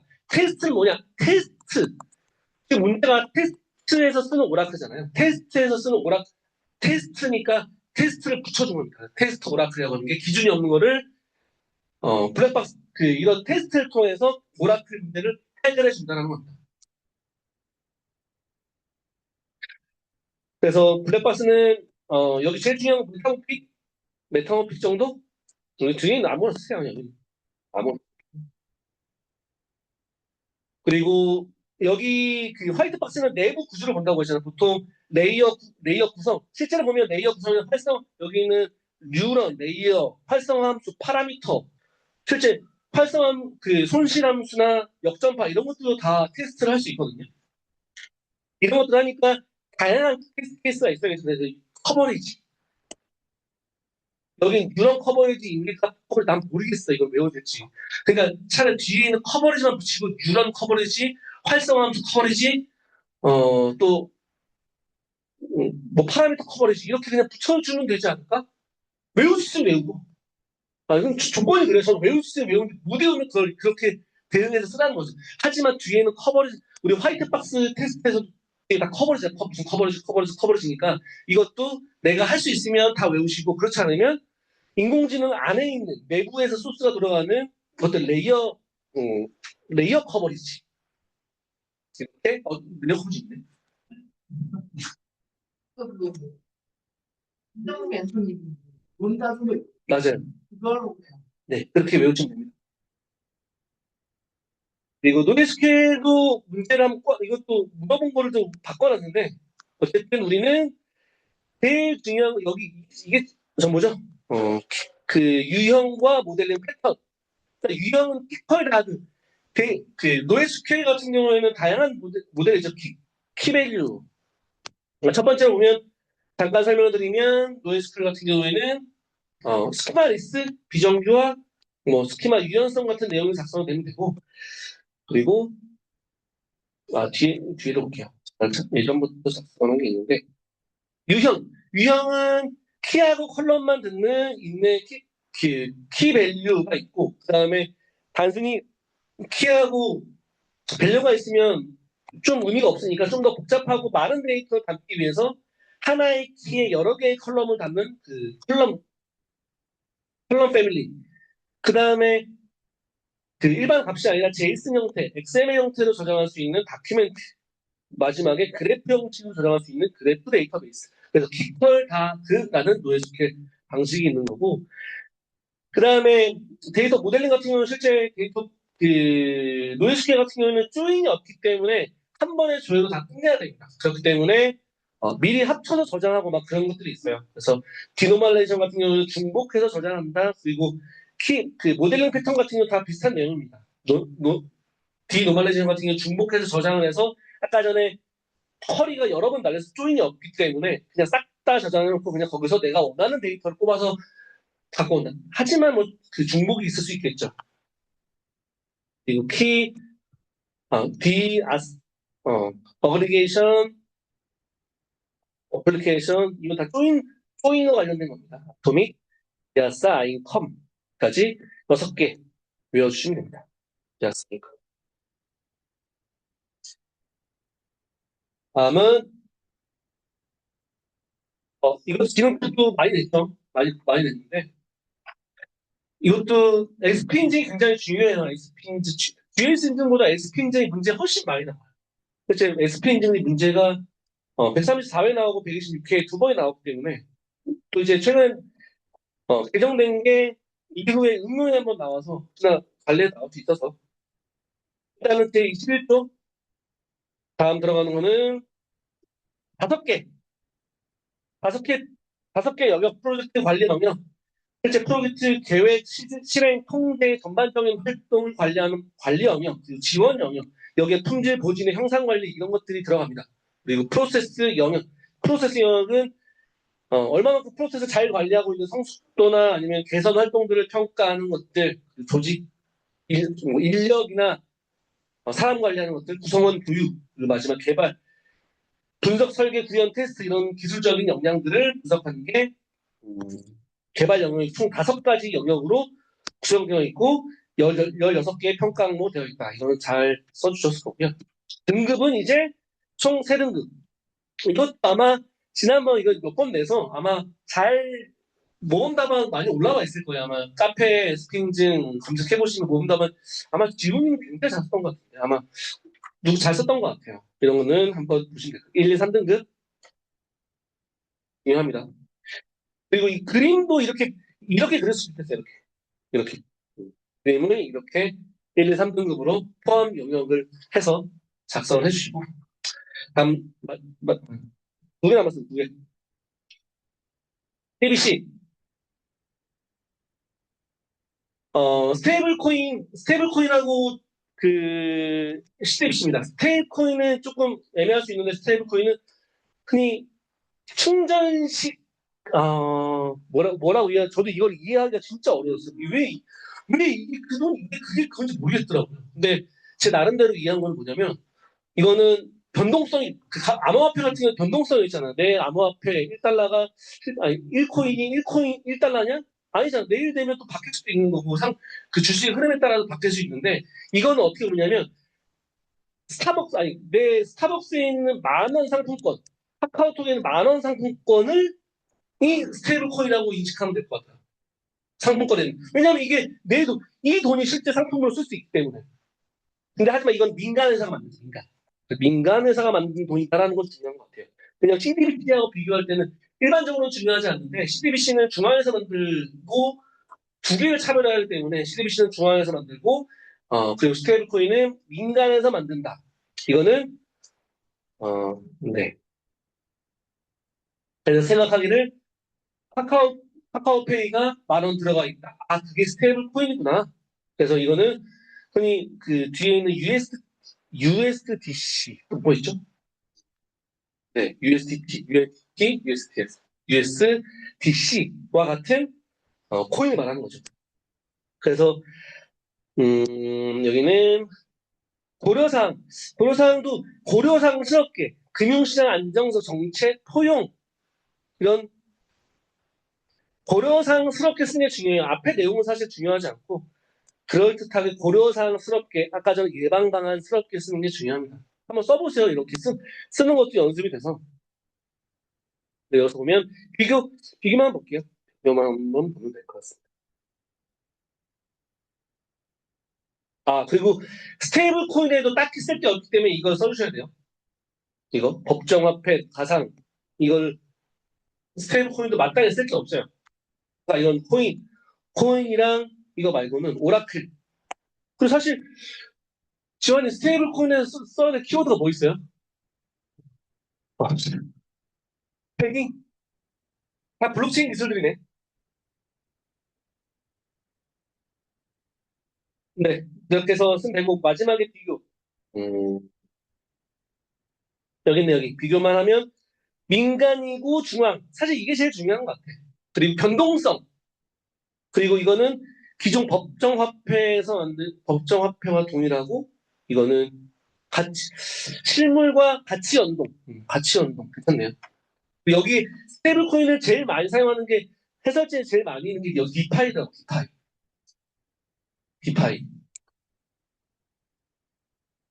디파이까지 작성해 주시면 좋겠습니다.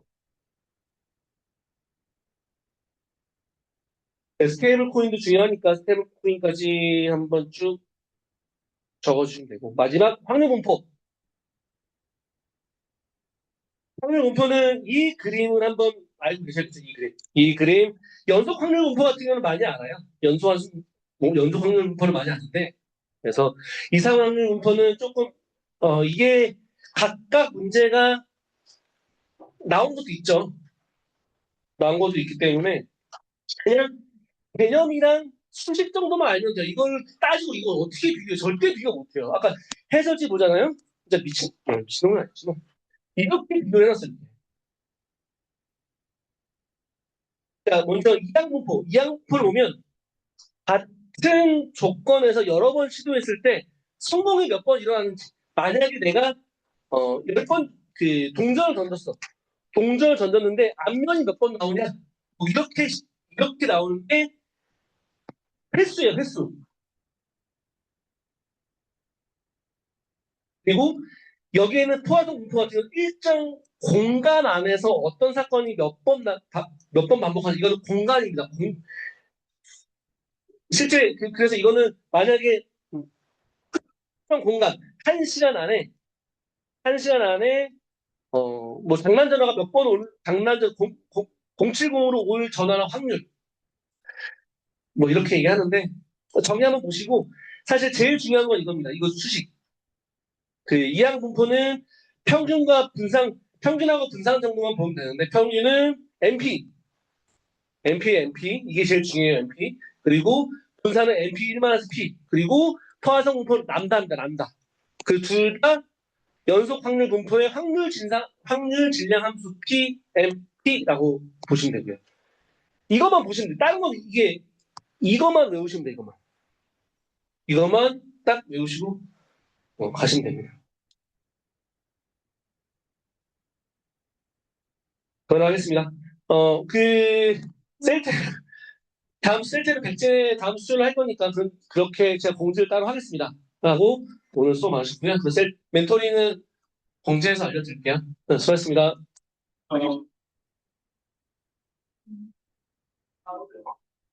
바로 한 10분만 하고. 네. 제가 바로 3시 같이? 3시 같이 제가 할게요. 아, 네. 고맙습니다. 너무 하니까.